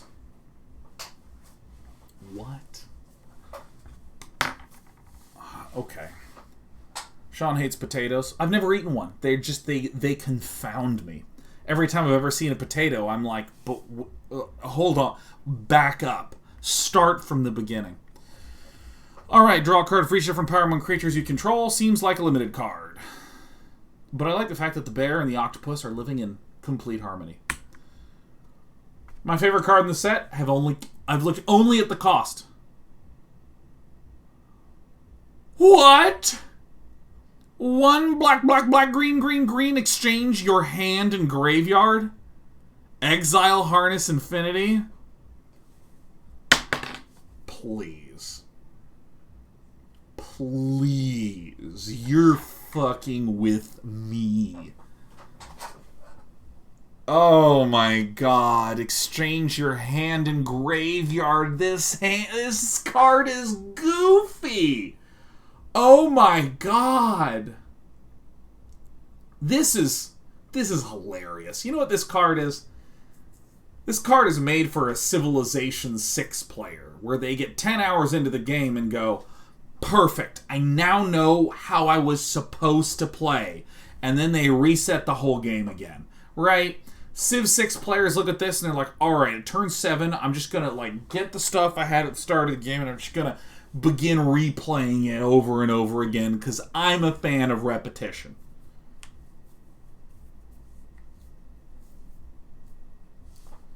Exchange your hand and graveyard. I cast reload at the latest save point.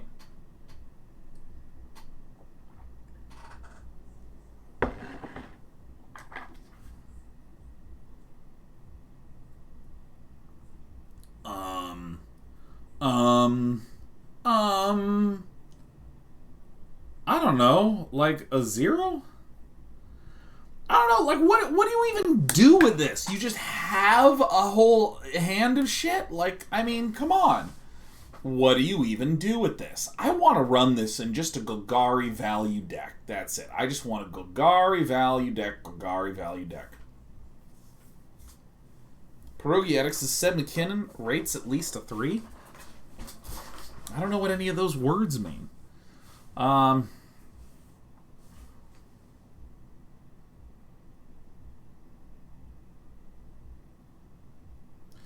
I mean, this is just, it's pay 7, draw 8 is what it is. It's like really good. Oh, the artist is Seb McKinnon. Okay, cool.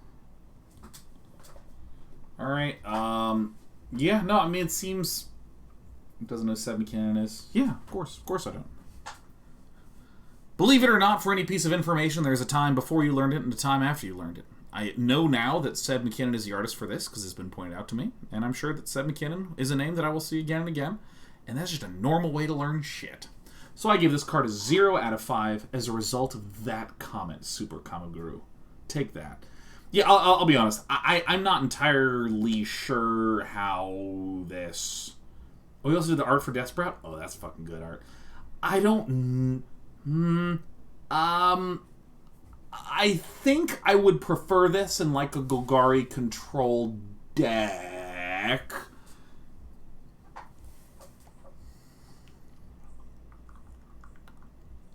Anti-mill and Golgari, it doesn't interact with mill at all. Mill is removing cards from your library, and this doesn't interact with the library.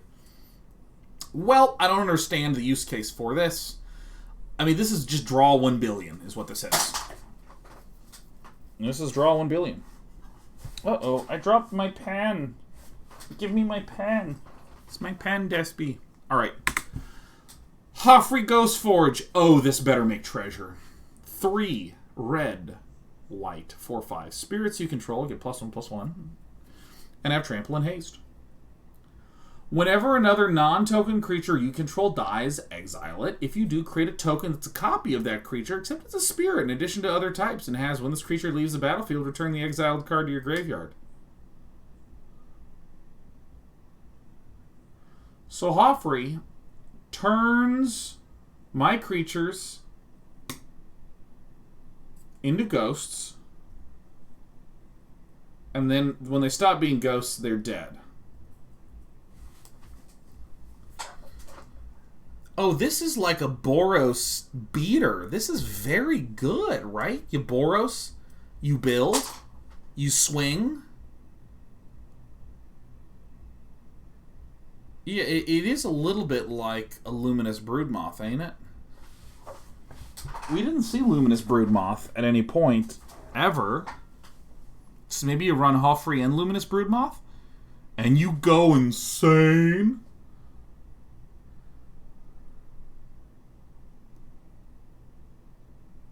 I think it's 0.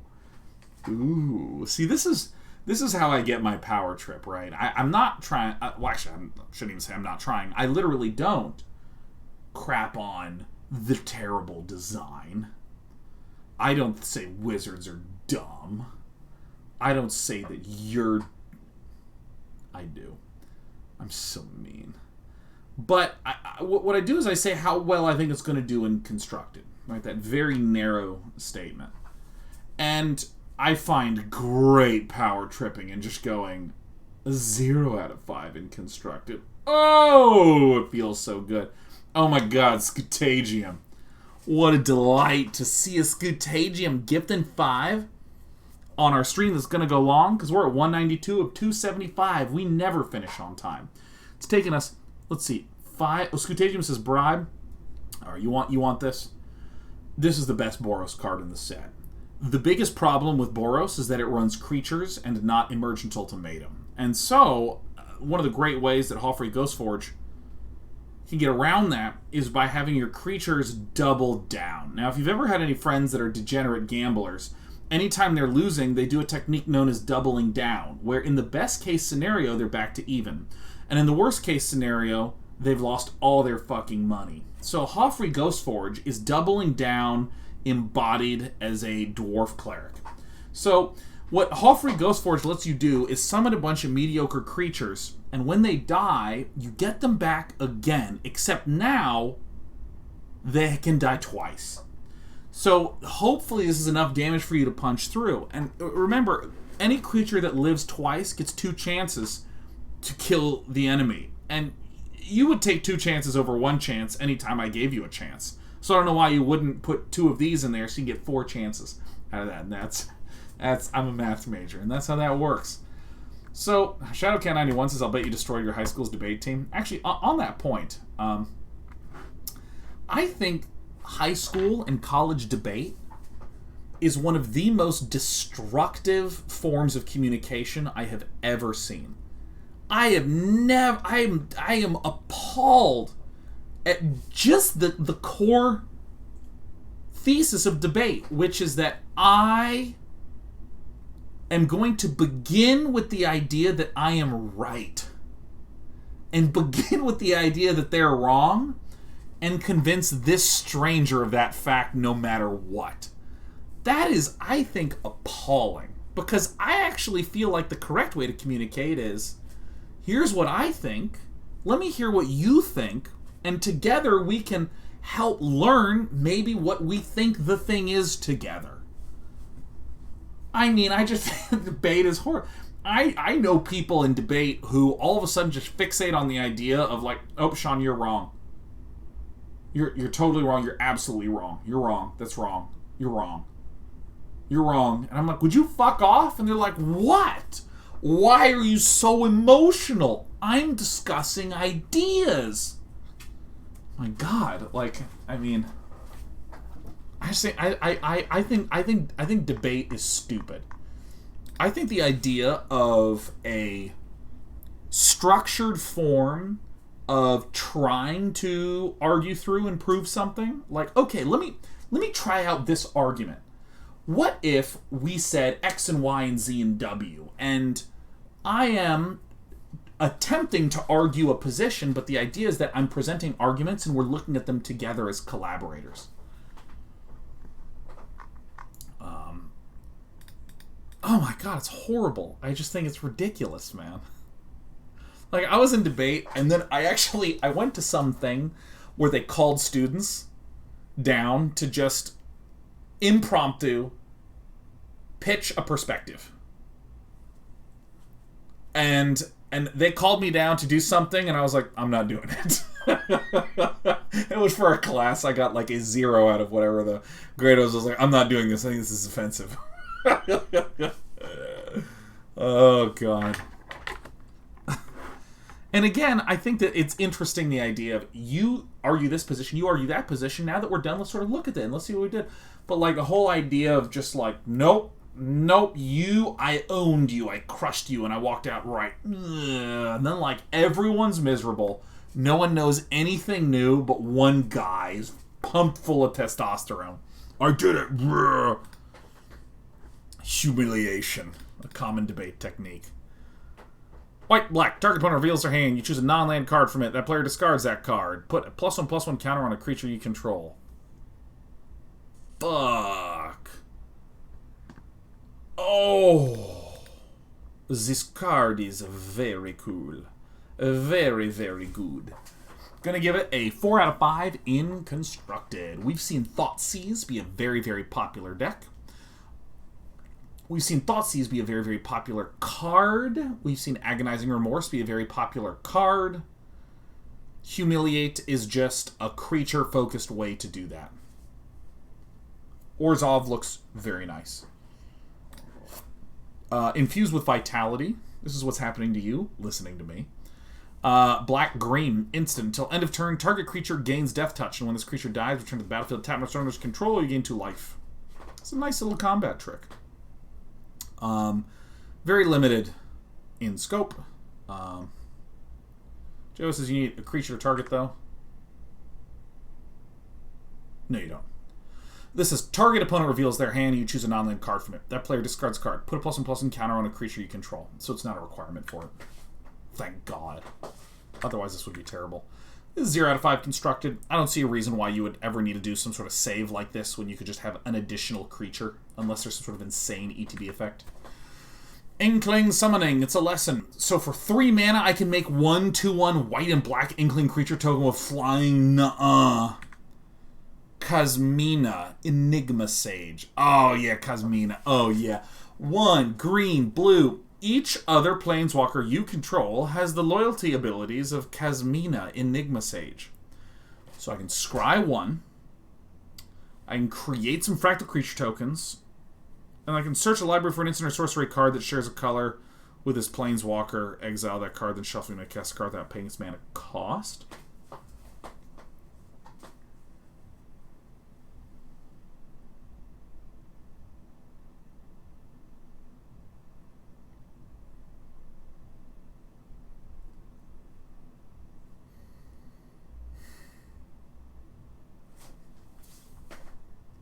I don't think this seems very Good.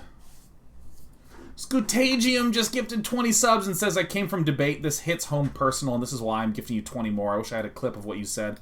I might hit you up on Discord for that. I need to hear what you said daily. It's what made me worse at work because I'm trying to win an argument to a judge that is not there. Oh, yeah, I feel you, man. I got you, Scutagium, man. Ping me on Disco. Let's chat. Hell yeah.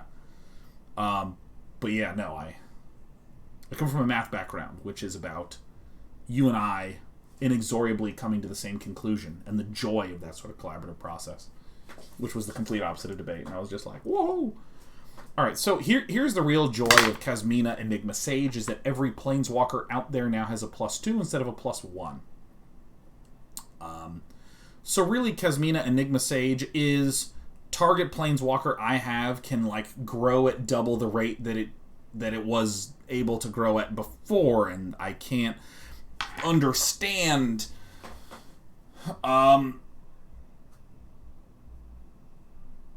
yeah, I need to look at other Planeswalkers to really like grok this, but for instance, I'm thinking of like Chandra. I love Chandra Planeswalkers. There's the 5 cost +1 Chandra. Screw +1, baby. I'm going +2 all the way, all the day.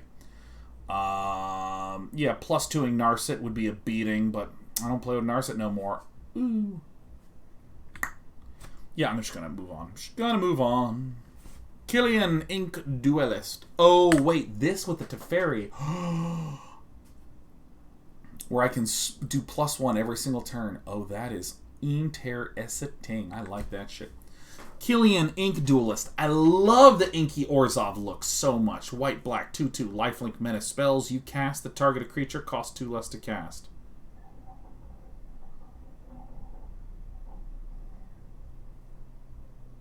Okay. I think this has got to be in something. This has got to be a 3 out of 5. This has got to be something. Got to be something. Got to be something. This has got to be something, right? This has got to be a thing. This has got to be a thing. I got to spend some time looking at some of the modal dual-faced target your own creature type cards. This is really interesting. Ooh. You got to be really careful, though, with things that reduce costs of normally costed things, because you can wind up doing something where you have an amazing turn 3 and 4, and then you're just out of cards and you have some 2/2s, you know. But this is very... This is like gotta be a thing. This has gotta be a thing, you know. Lorehold Apprentice, Boros colors, or red-white, 2/2 Magecraft. Whenever you cast or copy an instant or sorcery spell, until end of turn, spirit creatures you control gain tap. This creature deals 1 damage to each opponent. That's a really fun card. That's a really fun card. For limited players. The art's lovely, too. It's a limited card. Lorehold Command. Uh-oh. 3 red, white. Choose 2. Create a 2/2 red and white spirit creature token. Or creatures you control get +1/+0 and gain indestructible and haste till end of turn. Whoa. Lorehold Command deals 3 damage to any target. Target player gains 3 life. Wow. Sacrifice permanent, then draw 2 cards. Oh. Overcosted. Unnecessary. Bad.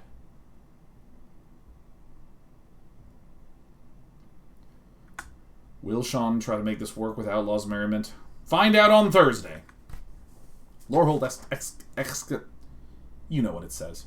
At the beginning of your end step, mill a card. If a land card was milled, you gain 1 life. Otherwise, it deals 1 damage to each opponent.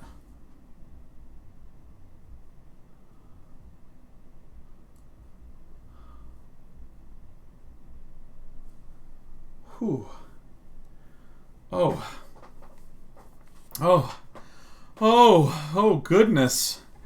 Is it a card that does gradual, tiny, minute value pings over a long period of time? I do declare I will be running 4 of these with a Roiling Vortex and whatever else I want. Can you imagine a Lorehold Excavation Roiling Vortex ping pong ding dong deck? Oh my god, I'd love to see it. And I'd love to have it. Is this card any good? It might be good against a control deck because it's cheap, baby. It's very, very, very cheap. Cheap, cheap, cheap, cheap, cheap. Ooh! Ooh, run this with a little Revenge of the Ravens. 1 health at a time. I drain you. I drain you. I bring pain to you. Oh! Oh, ooh, with Clotheth? Oh, we could do this with Clotheth. Imagine an Aya deck with Lorehold Excavation, Clotheth. Oh my god, dude. Can you imagine turn 2 Lorehold Excavation? Turn 3 Clotheth. Turn 4 Outlaws Merriman. Turn 5 we concede because our deck's shit. We're gonna do it on Thursday. Lorehold Pledge Mage.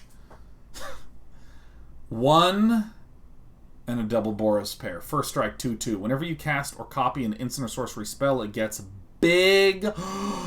Limited, love it. Constructed, I hate it. I hate it as much as I will hate myself after running this in too many fucking decks.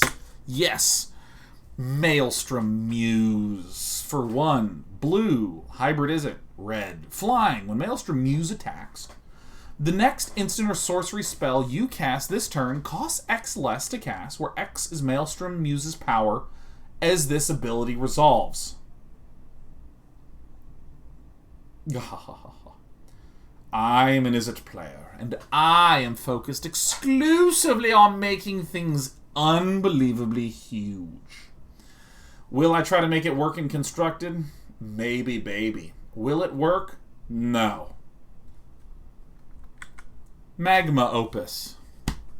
Oh my god. Lore is rooted in puns. By the way, I just want to note, I have extraordinary respect for the creative team at Wizards of the Coast. Because, like, despite the fact that there's cards that I think are weak or strong with regards to constructed playability, it's just dripping with flavor and theme and references to, cram session, references to experiences that you have in school, pop quiz and stuff like this. It's really emotionally fun and satisfying. And then there's little details like Magma Opus. Oh, Magnum Opus. Right? Like, that's fun. It's fun to think about that kind of thing. It's fun. It's just good plain fun. But the thing is, I feel like there are writers or projects with creative teams that glom on to some punniness, and there's no underlying richness there. And Magic has that in spades, because it's amazing. Let's read what Magma Opus does for 6 blue and red. Magma Opus deals 4 damage divided as you choose among any number of targets. Tap 2 target permanents. Create a 4/4 blue and red elemental creature token. Draw 2 cards. Wow. Wow, wow, wow. And you can discard your treasure token. Alright, we're doing Is It Ramp. Is It Token. Can you imagine just dumping a bunch of treasure tokens and then at end of turn casting a Magma Opus for 8, just smashing it out there? And then, like, being able to legitimately refill your hand and, like, redraw, and then you're, like, re-ramp. Oh, it's, like, so great. 0 out of 5 constructed, but we're going to run it. Actually, is there a chance that this is going to be legitimate?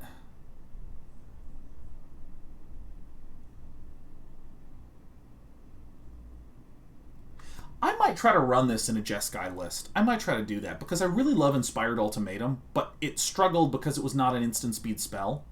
And this just does a bunch of good stuff, right? It's a little bit more calm of a card that can do something.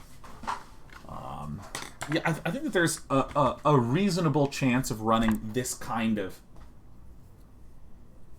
Jeskai list. This is interesting to me, either way. Make your mark. Target creature gets +1/+1 until end of turn. When that creature dies this turn, create a red and white spirit creature token. Huh.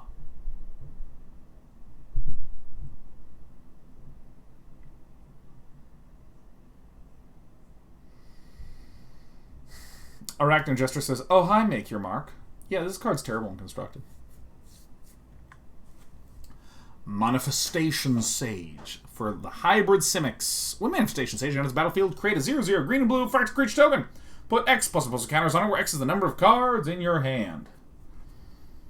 I don't care at all about any fractal creature tokens that have ever existed at any point in time in the history of existence, ever. Moldering Karok. Trample, lifelink 3/3. Thank you. It's good to have a vanilla alligator. A vanilla alligator, if you will. That's a portmanteau. I like useless portmanteaus. Like vanilla alligator and banana apocalypse. Yeah, it's a 0. It's crocodile. You mean a crocodile, right? No, I mean an alligator. It's the same creature. It's the exact same thing. It's the same thing, okay? That's like saying there's a difference between a roach and a bug. No, there's not. Mortality Spear. 2 black, green. The spell costs 2 less if you gained life. Destroy target non-land permanent. Oh, destroy a non-land permanent is a good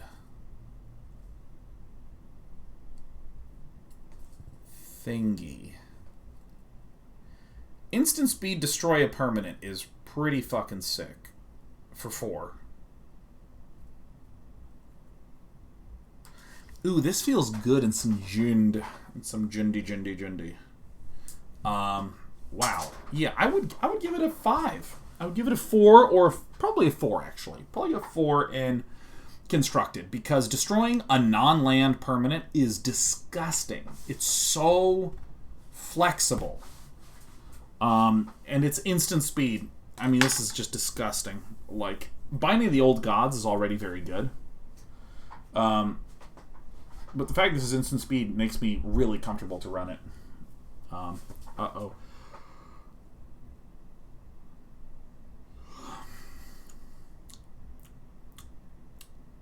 I normally go offline at this time, but we have about 70 more cards to go. Needlethorn Drake. Green-blue. Flying Death Touch. 1/1. Oh, that's an interesting defensive card. Very interesting. Oggyar Battleseer.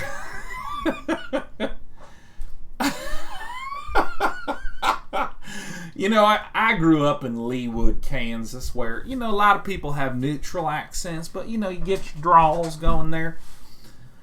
We're going to go see the Battleseers. Are Oggyar Battleseers coming out here? Yeah, I mean, it's absolutely straight Southern.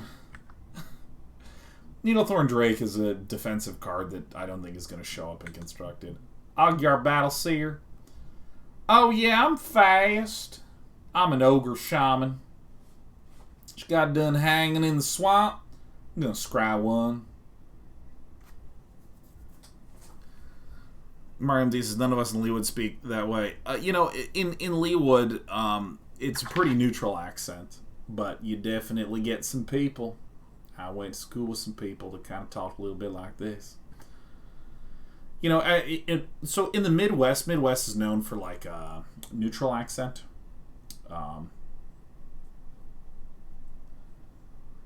And there's the putting the Y in front of the N is the thing that you just get just like a little bit of in some areas in the Midwest. So it's not Nancy, it's Nancy. Just a little tiny bit. Owl and Shield Mage. 3 white, black. Flying, ward, pay 3 life. It's a bird warlock, it's fine. It's fine. Not a good constructed card. Pest Summoning. Create pests. 0/0/0. It's very clearly a limited card.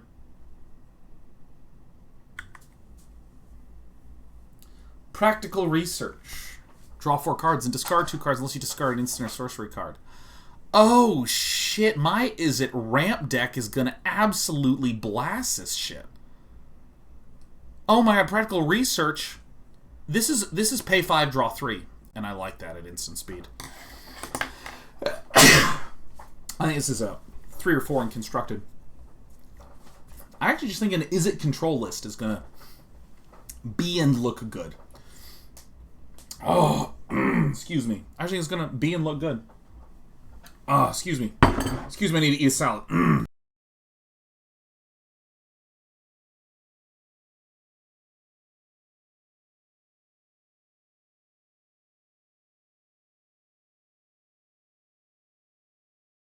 This is very good.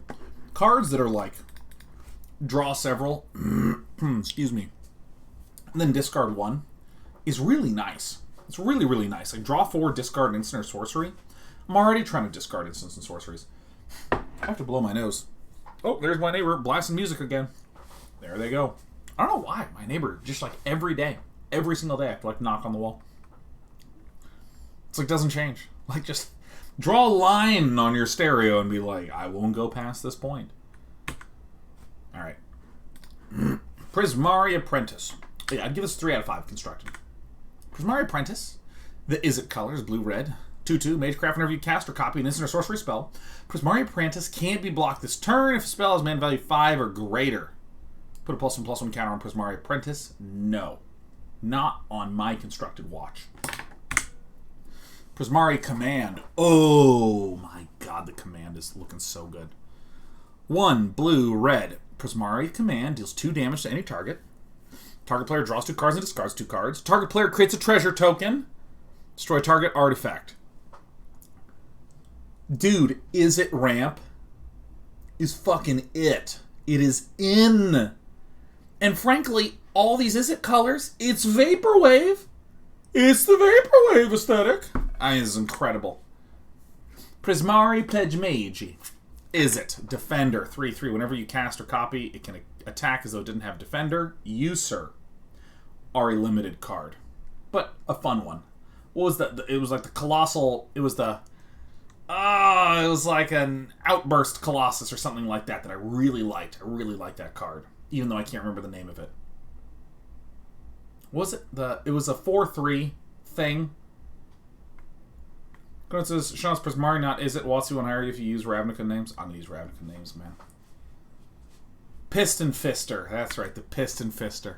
Quandrick's Apprentice in the Simic colors is green-blue. Whenever you cast or copy an instant or sorcery spell, look at the top 3 cards of your library and reveal a land card and put them onto that land into your hand. Put the rest on the bottom. Oh, this is a limited card, but this is fun, fun, fun, fun, fun, fun, fun. Love it, love it. I'm into it.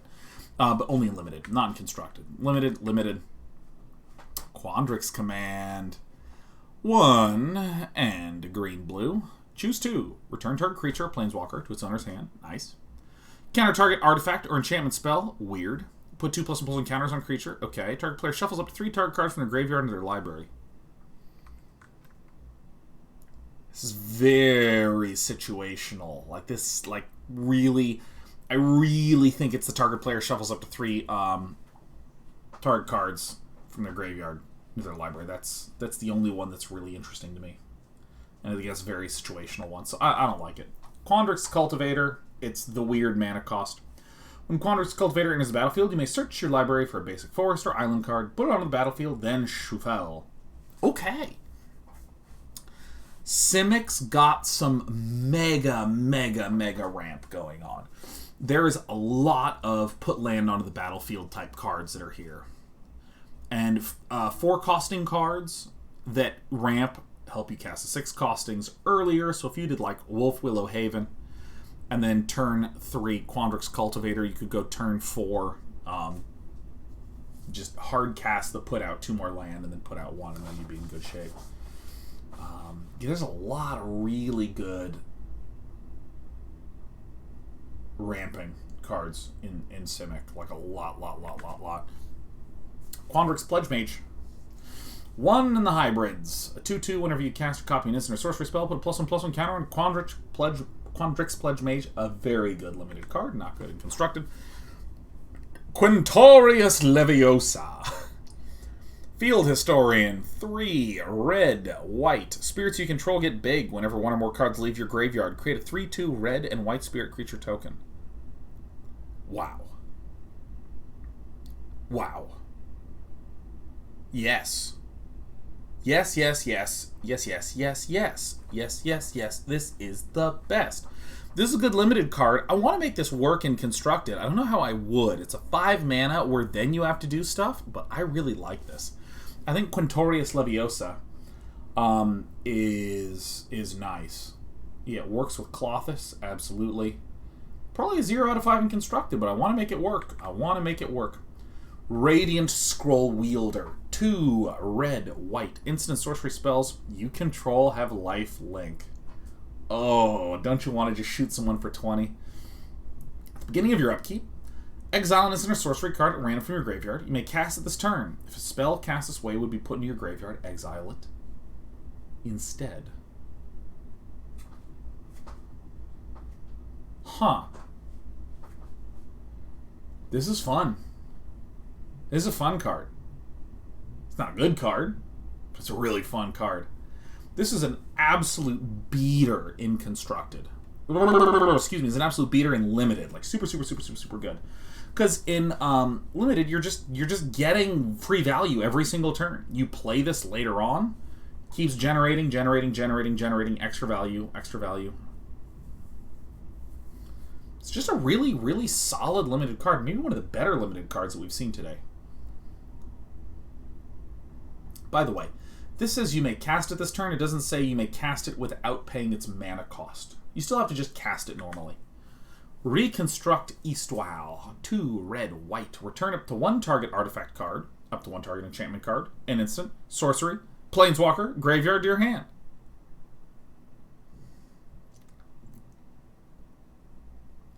So get an artifact, enchantment, instant, sorcery, planeswalker. It's just not a creature. Just not a creature. This is a ridiculous value card. I mean, that's kind of an insane amount of value. It's sorcery speed for 4, which stinks. In Limited, this is incredible. No, it's kind of shit, huh? You really will need a good artifact creature. And then probably a sorcery instant you'll get. So maybe this is like pay 4 to get 3. It seems actually pretty good. 0 out of 5 in Constructed. You don't need a huge draw cards at instant speed. Relic Sloth. Oh, he's a vigilant, mean little sloth, isn't he? He's a 5 mana 4/4 vigilant menace guy. He's so mean. Oh, look at this tough sloth, man. He's slithering his way into our hearts at half a mile an hour. Oh, what a good guy. I'd give it a 5 out of 5 for sure. This is my favorite Constructed card in this set.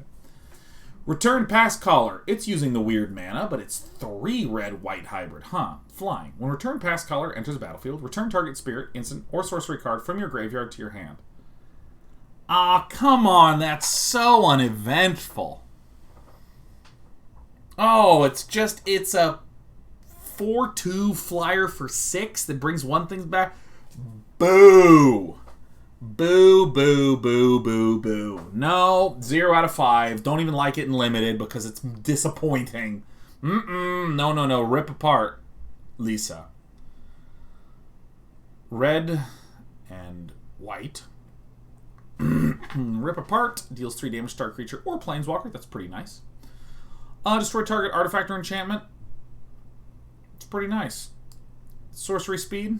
Pretty not nice. I'd give it a 2 out of 5 in Constructed. It does enough. It's versatile. Artifacts and enchantments are pretty relevant. The Boros colors, I don't know how much Boros is going to be struggling with artifacts or enchantments when mostly what they want to do is beat ass as fast as possible. So for that reason, I don't rate it very highly in Constructed, but it does seem like it's the sort of card that will make someone want to try some stuff out in these colors because they always know that they can have a rip apart in the sideboard that's really helpful.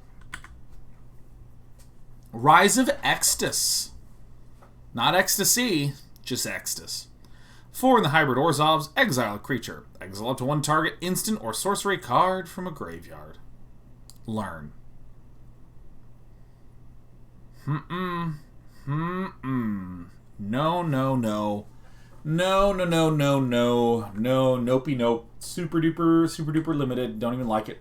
Rutha, a Mercurial Artist. 1 in the Izzet colors. Excuse me, the Prismari colors. Return Rutha, Mercurial Artist, to its owner's hand. Copy target instant or sorcery spell you control. You may choose new targets for the copy. So she's like a copy in a bottle, huh? So if I did something huge, big, rad, and dope, Rutha could make my opponent rope. I think that this is exclusively a limited card. She needs to stay alive. She has limited stats to be able to block. Yeah, it's a limited card. Nothing yet. Restorative Burst. We have the black-green choose target creature. When that creature dies this turn, search your library for a creature card with lesser mana value. Put it onto the battlefield, tapped, and shuffle. Great name, great flavor, good stuff. Very clunky.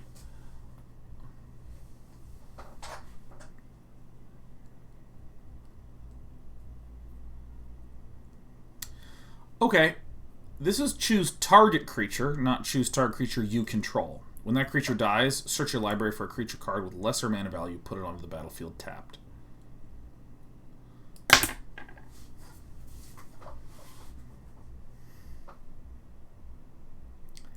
It seems bad, right?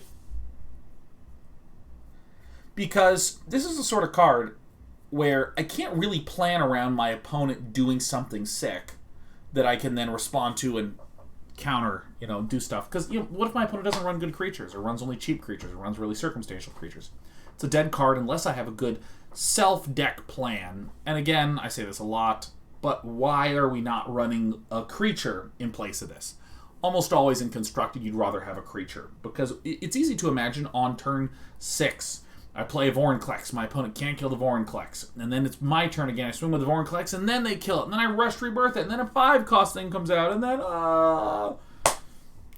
wouldn't it have been better to have the 5-cost thing played on turn 5 before the turn 6 Vorinclex? That's the problem with a card like this. Yep. Don't like it. Don't love it. I really don't want it. I don't like the way it looks. I don't like the way it makes me feel. But this is the sort of thing that could be nice in limited if I target a huge thing, kill your huge thing, and I get the perfect limited bomb pulled out of my deck.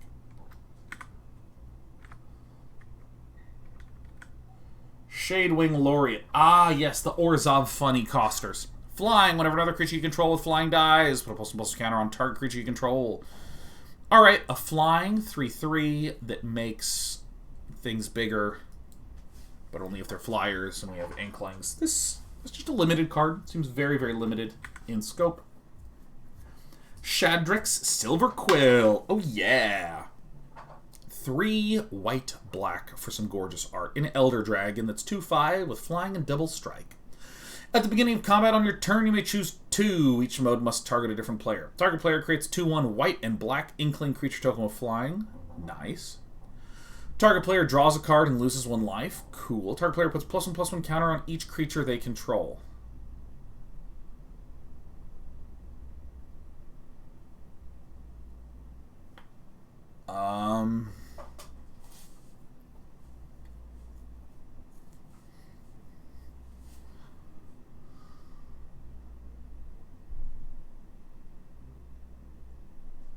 This feels so weird.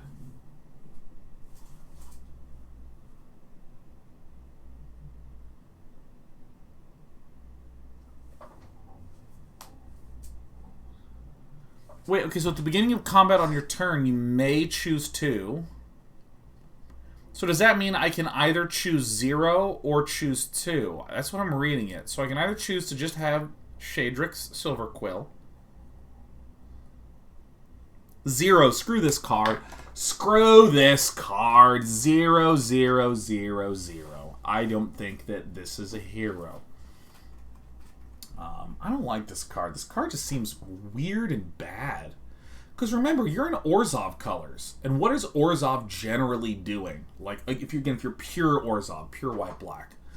Well, you're probably, making a lot of small creatures. There's the Cleric life gain style things. There's the Cruel Celebrant, ping and deal a lot of damage kind of things. There's this sort of, swarm of the little duders. So if you Shadrick's Silver Quill, yeah, I guess target player puts +1/+1 counter on each creature they control. Cool.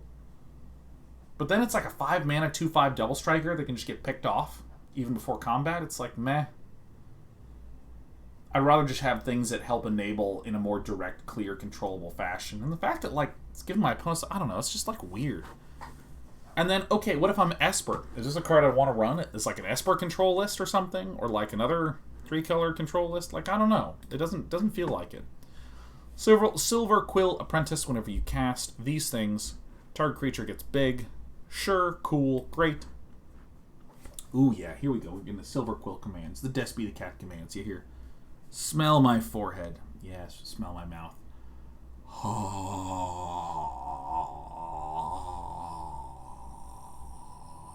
What a good cat. Silver Quill command 2 white black. Target creature gets +3/+3 gains flying. Cool. Return target creature card with mana cost 2 or less from your graveyard to the battlefield. Excellent. Target player draws a card and loses a life. Target opponent sacrifices a creature. Great. This is just a great card. Oh, it's sorcery speed. I still think it's great.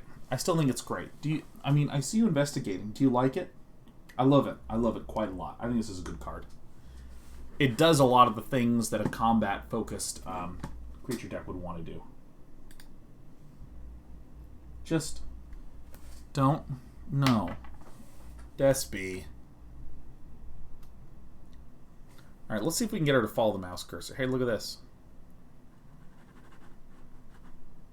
No, look here. Look over here. There we go. Let me put it here so you can see her little mouth. Great. Silver Quill Pledge Mage. 1 and some Orzhov manas.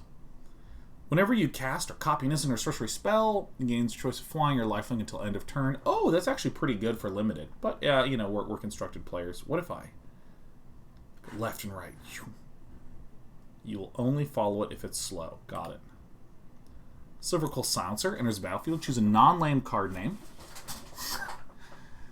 Whenever an opponent casts a spell with the chosen name, they lose 3 life and you draw a card. Oh my god. Holy shit. Oh my god. I'm still doing my content, baby girl. Yeah, 5 constructed. A 3/2 for 2 that's a cleric and a human, and they lose 3 life and draw a card. I mean, that feels very good in standard. It's like very good in standard. It's like very thick. Yeah, I'd give this a 5 out of 5. Absolutely. Absolutely, absolutely, absolutely. It's so good.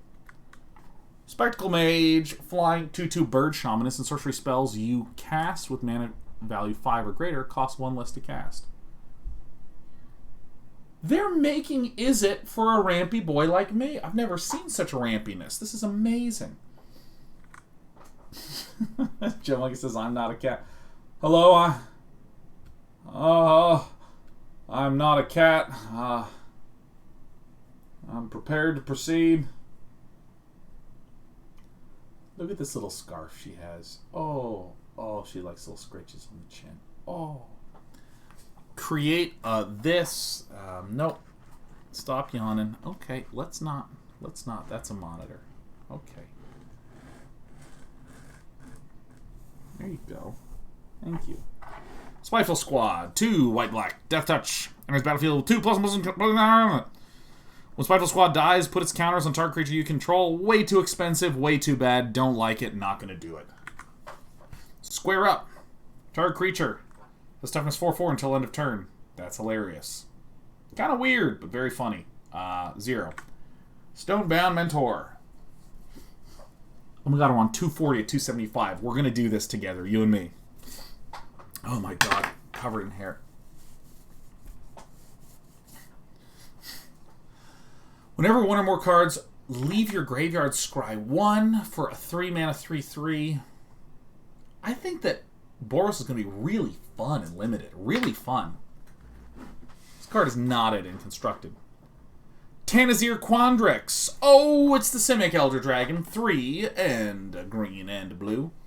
Flying Trample. When Tanazir Quandrick enters the battlefield, double the number of counters on target creature. When Tanazir Quandrick attacks, you may have the base power and toughness of another creature become equal to Tanazir Quandrick's power and toughness until end of turn.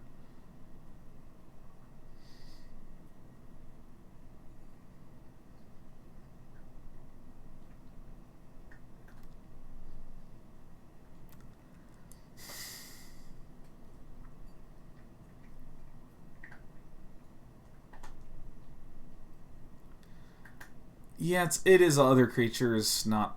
It's all your other creatures, not just one.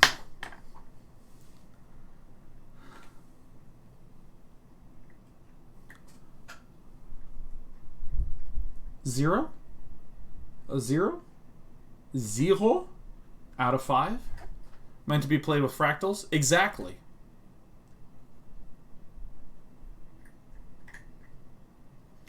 I wouldn't run it. I wouldn't run it if I were you. I would leave Tanazir Quandricks to hang out in the garden with the fountains. Sick wings, though? Oh, dude. Magic the Gathering art is always 10 out of 10. It's actually 10 out of 5. Teach by example. Some hybrid is that when you cast your next instant or sorcery spell this turn, copy that spell and choose new targets. We would normally say that this card sucks. However, we have some 8-cost things we would love to copy.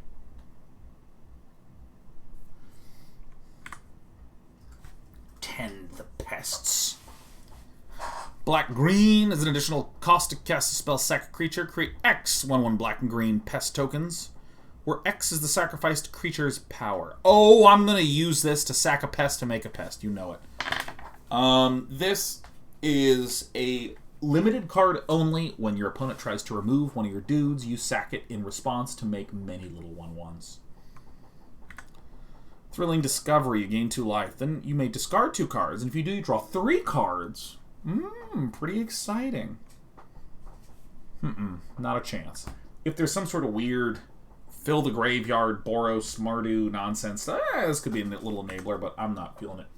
Vanishing Verse. Exile target monocolored permanent.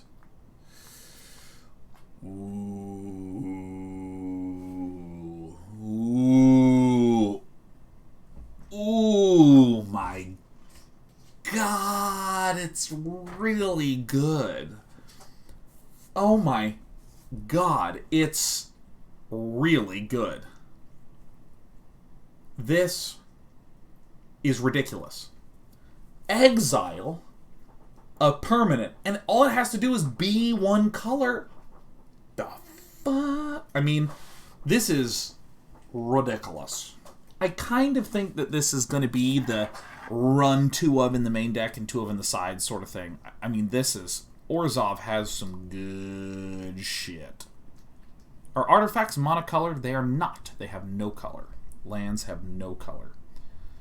But I mean, scary enchantment, scary planeswalker, scary creature. It says exile, indestructibility, scary god. If someone plays Clothis, you just Vanishing Verse. Hurt him. It's not good enough to run 4 of in the main deck or something like this. It feels like a 2 of, depending upon the meta at best. Clothis is 2 colored. Yeah, no. What's the green one? What's the green lady? Nylia. There we go. Sorry, my brain melted them together. Heliod, yeah, Nylia, all those good gods. Velamakas Lorehold. 5 red, white. Already looking good for a 5/5 flying Vigilance Haste Dragon. Whenever Velamakas Lorehold attacks, look at the top 7 cards of your library. You may cast an instant or sorcery spell with mana value less than or equal to Velamakas Lorehold's power from among them without paying its mana cost. Okay, so you slam this, swing, cast something that is 5 or less. So if I deny a ramp, I could, like, ramp more, huh?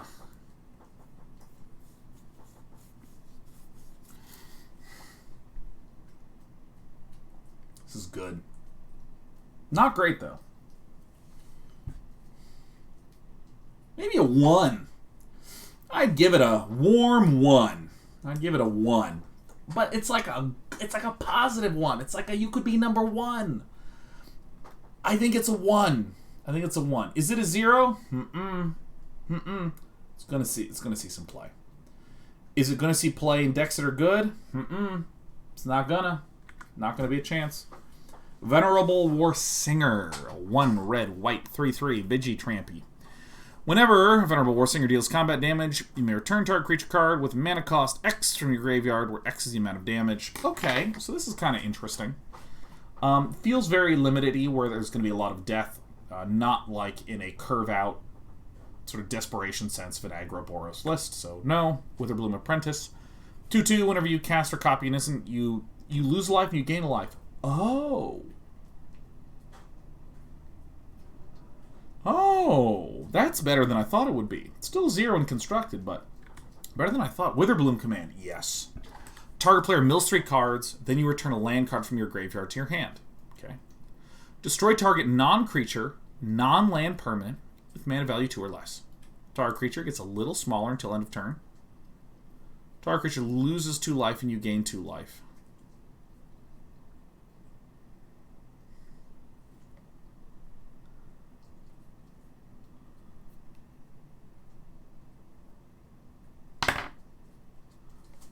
Negative 1,000 out of 5.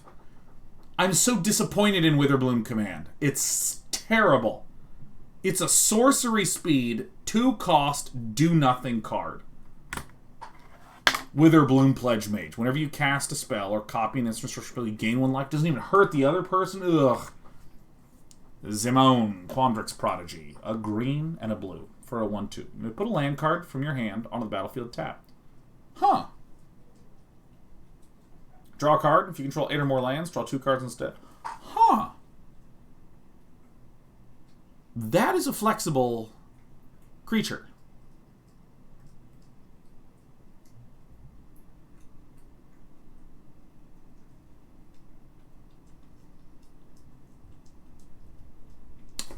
Uh-huh.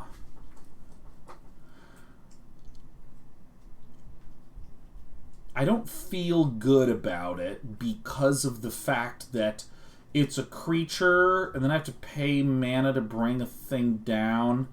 And yeah, do Dino Alec, I was thinking the exact same thing. Marasa Rootgrazer never saw any play. Now this is in Simic, which is a little bit better at getting lands into the hands, but I think probably not. This is an absolute insane overpowered bomb. In limited though, because you can just draw a card every turn. Artifacts. Why did it go to 0? Oh no, we're starting over again. Environmental Sciences. 2. Search your library for a basic land card, reveal it, put it into your hand, then shuffle, you gain 2 life. Woo! Solid pack filler and limited. Put 2+1/+1 counters on target creature, gains vigilance until end of turn. Pack filler. Introduction to Annihilation. Exile target non-land permanent, its controller draws a card. Scry 2, then draw a card. Okay. Create a 2/1 white and black Inkling creature token, 3/2 white Spirit creature token, and 4/4 blue and red elemental creature token. That is just a limited card straight up. They're all lessons. So, you know, like, I think that this is limited. Cool. Biblioplex Assistant. Où est la Biblioplex? 4 mana for a 2/1 flyer, and Biblioplex Assistant enters the battlefield. Put up to 1 target instant or sorcery card from your graveyard on top of your library. Very mediocre, but in limited, it's often exactly what you need if you have something like Mascot Exhibition or something. Wandering Archaic, beautiful art. 5 cost and 4/4. Whenever an opponent casts an instant or sorcery spell, they may pay 2.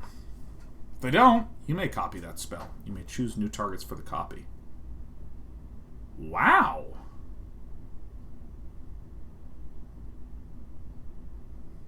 Wow. It's very good. You know, it's like very good. Is that constructed good?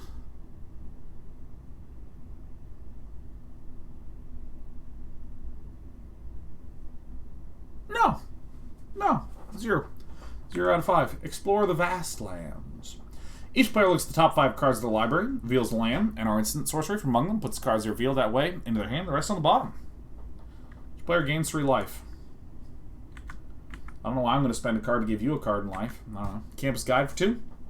2/1 Golem, Campus Guide enters the battlefield, search your library for a basic land card, reveal it. Shuffle and put that card on top. Ooh, I do not like... I mean, I guess it guarantees that you get a mana. And it's May, so I don't know. It seems maybe marginal. Cody Vociferous Codex for 3 mana. You can't cast permanent spells. Okay. Okay. Lethal Logicality. Thanks for the 5 gifties as we're rounding out the completion of our good set review. Pay 4 to add 5. When you cast your next spell this turn, exile cards from the top of your library until you exile an instant or sorcery card with lesser mana value. Until end of turn, you may cast that card without paying its mana cost. Put each other card exiled this way on the bottom of your library in a random order. This is really interesting to the idiot in my body. Imagine playing turn 3 in an Is It list this, turn 4, tap, add that much, cast an Is It spell, and then cast an Is It spell. They just like, they just keep rattling out. Oh. Wow.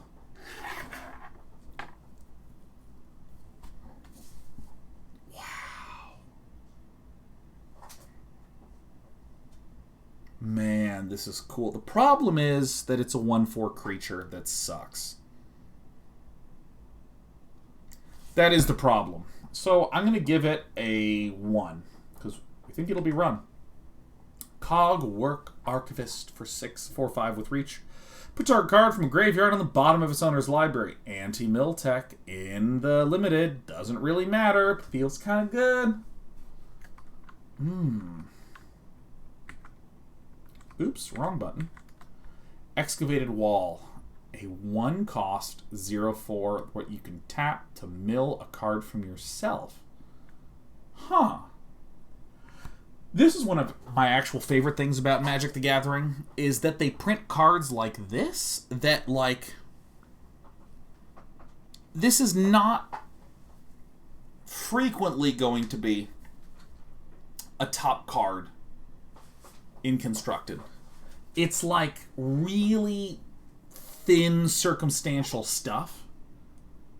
But I don't know if any of you have played much kitchen table Magic where you and some buddies just have like a bunch of cards. You just kind of throw them together and you just start playing. And you wind up with like weird cards like this, where you're just like milling yourself and like putting something from your graveyard back into your hand, and you're just like, yeah. Also, Philae on Twitch and Corkinator bringing up the fact that it is a 1-cost artifact. Yeah, for any of you that don't know, artifacts are the overpowered thing in older formats like Modern and Vintage and Legacy. And I don't mean overpowered as in like every deck is super artifactful, but I mean like whenever an artifact gets printed, you sort of just like, oh shit, it's a cheap artifact? Is this going to break the format? Is Excavated Wall going to be the thing that destroys Vintage? I mean, it's kind of interesting. But an 0/4 is pretty good defender for limited. Letter of Acceptance, 3-cost, add 1 mana of any color, sacrificed, draw a card. Brilliant. Love it. You love to see it. Reflective Golem. Ah, yes. Made a lot of poor decisions in his college time, but when he graduated, sat down with his parents so he could have some time to reflect. It's a terribly constructed joke. We fell apart midway through. We powered through to the end, and we're worse off because of it. Whenever you cast an instant or sorcery spell, the target's only Reflective Golem. You may pay 2 if you do copy that spell. You may choose targets. Okay. Spell Satchel. Whenever you cast or copy, put a book counter, remove a book counter. Do this. Remove 3 book counters. Oh, this is a great limited little card. Strixhaven Stadium. Ooh. Add colorless mana. Put a point counter on Strixhaven Stadium. Whenever a creature deals combat damage to you, remove a point counter from Strixhaven Stadium. Whenever a creature you control deals combat damage to an opponent, put a point counter on Strixhaven Stadium. And then if it has 10 or more point counters on it, remove them all, and that player loses the game.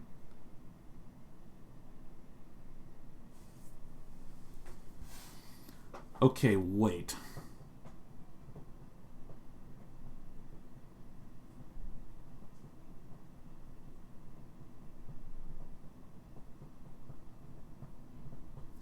So what I can do is I can use Strixhaven Stadium to put... I can just keep tapping it to put point counters on the stadium.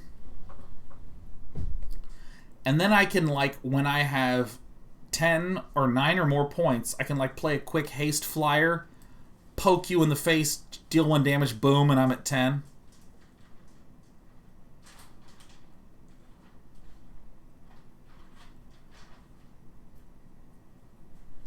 Yeah, win with Ginger Brute. Ooh, that's a fun filth. Yeah, I think a Strixhaven Stadium deck.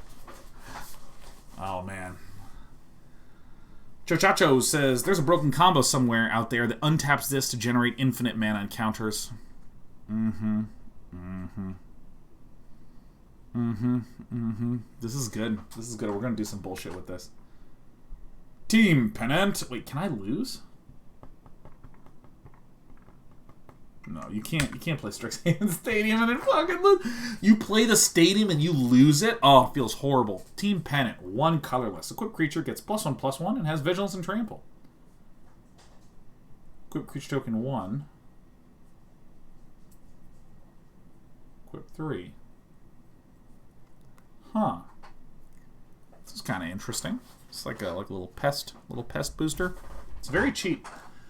Any equipment that is equipped 1 is a candidate in constructed. Zephyr Boots. Equipped creature has flying. Whenever equipped creature deals combat damage to a card, draw a card, then discard a card, and then do things with card. Sure. Okay, I'm going to go through these fast because my brain is melting. Standard unblockable land seems good. Oh, okay, so this is like an add 1 mana for any color. Biblioplex, what does this do?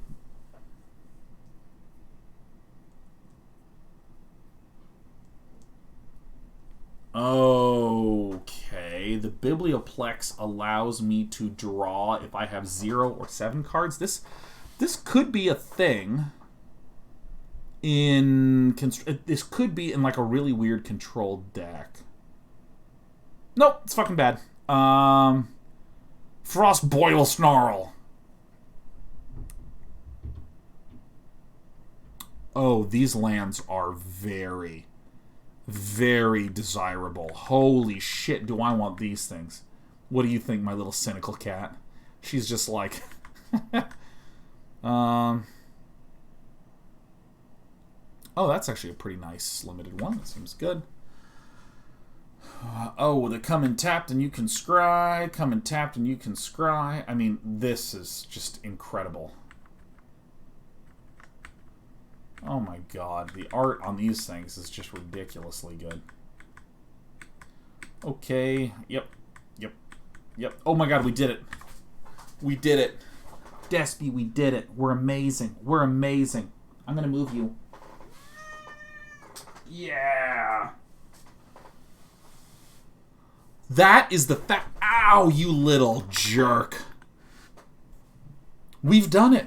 We did it. We did. We got through the set review. Yay! Woo! Tomorrow, I have no clue what we're doing. We're going to go live at 1. We might do a half day of streaming. Who knows? The set drops Thursday.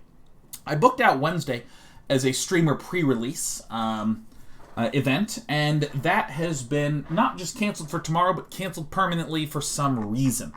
Oh my god, Connet gifted us 5. Thank you, Connet. It says reroll everything. No.